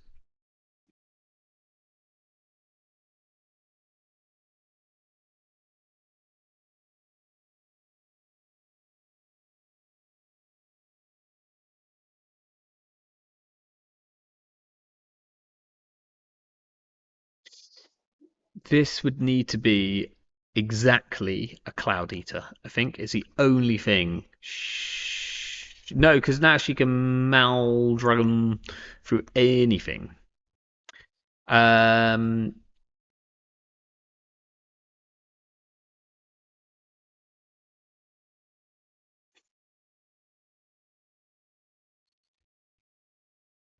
only one in deck.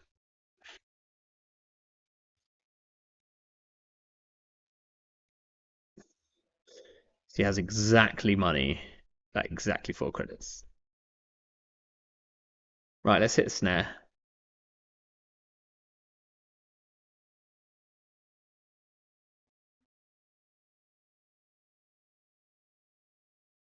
Oh, she doesn't even need 4 credits. GG.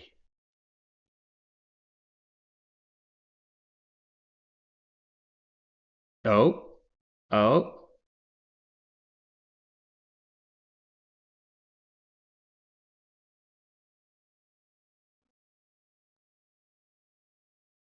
it's all good. Uh, okay. We got knifed. Don't know what we do there. Like we needed better ice on centrals. We drew what I thought was going to be like actually decent. Oh, that's an interesting. Use this holder. You choose set aside cards from top of your stack face up until you set aside 2 cards of chosen type. There's an interesting way of reading Wizard's chest.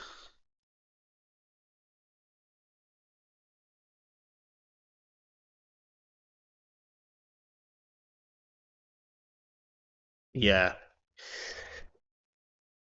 Oh, it is a bug. It's supposed to let you pick the 1 card you find. Set aside cards from the top of your stack until you set aside 2 cards of a chosen stack. You may install one of those 2 cards.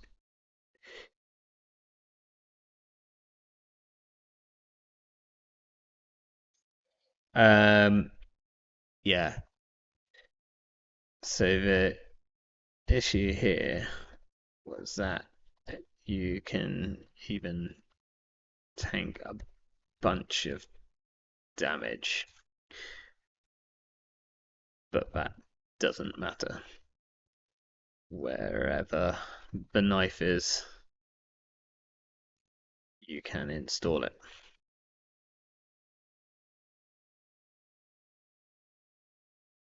Um, yeah. I mean, this is the Jetinio deck, which I assumed was going to be really good because, you know, you can just do this like pretty on tempo. You don't need much money. Security testing is the tech. As soon as you installed the sec testing, I knew it was all over. Um,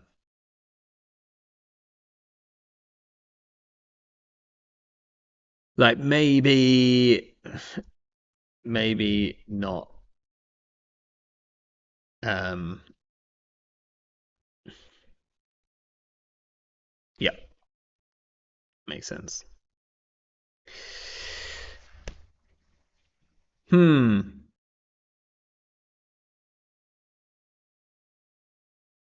I think you need to just rush the agendas. Uh, yeah, probably true. I had already. I just assume everything is Charlotte at the moment. Yeah, it probably is. Um, Ironically, I threw away this Cloud Eater, which was about the one thing which might have helped. I'd have needed to put it on archives so that they. Mm, really interesting. I don't like. I feel Jitinho is very strong. this version probably probably pretty great. Although Lucille's also got some other hardware in here. I saw an alarm clock, but I guess she's probably only on one alarm clock. One alarm clock is fine because you always see like one alarm clock and either the Jutinho or the other wizard's chests. Um, Haley too.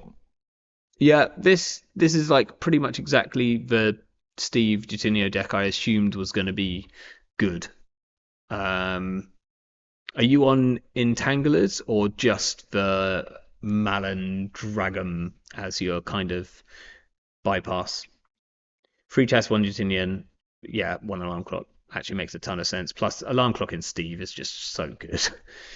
Yeah, okay, that makes sense. I think this card seemed a bit rubbish when I looked at it, but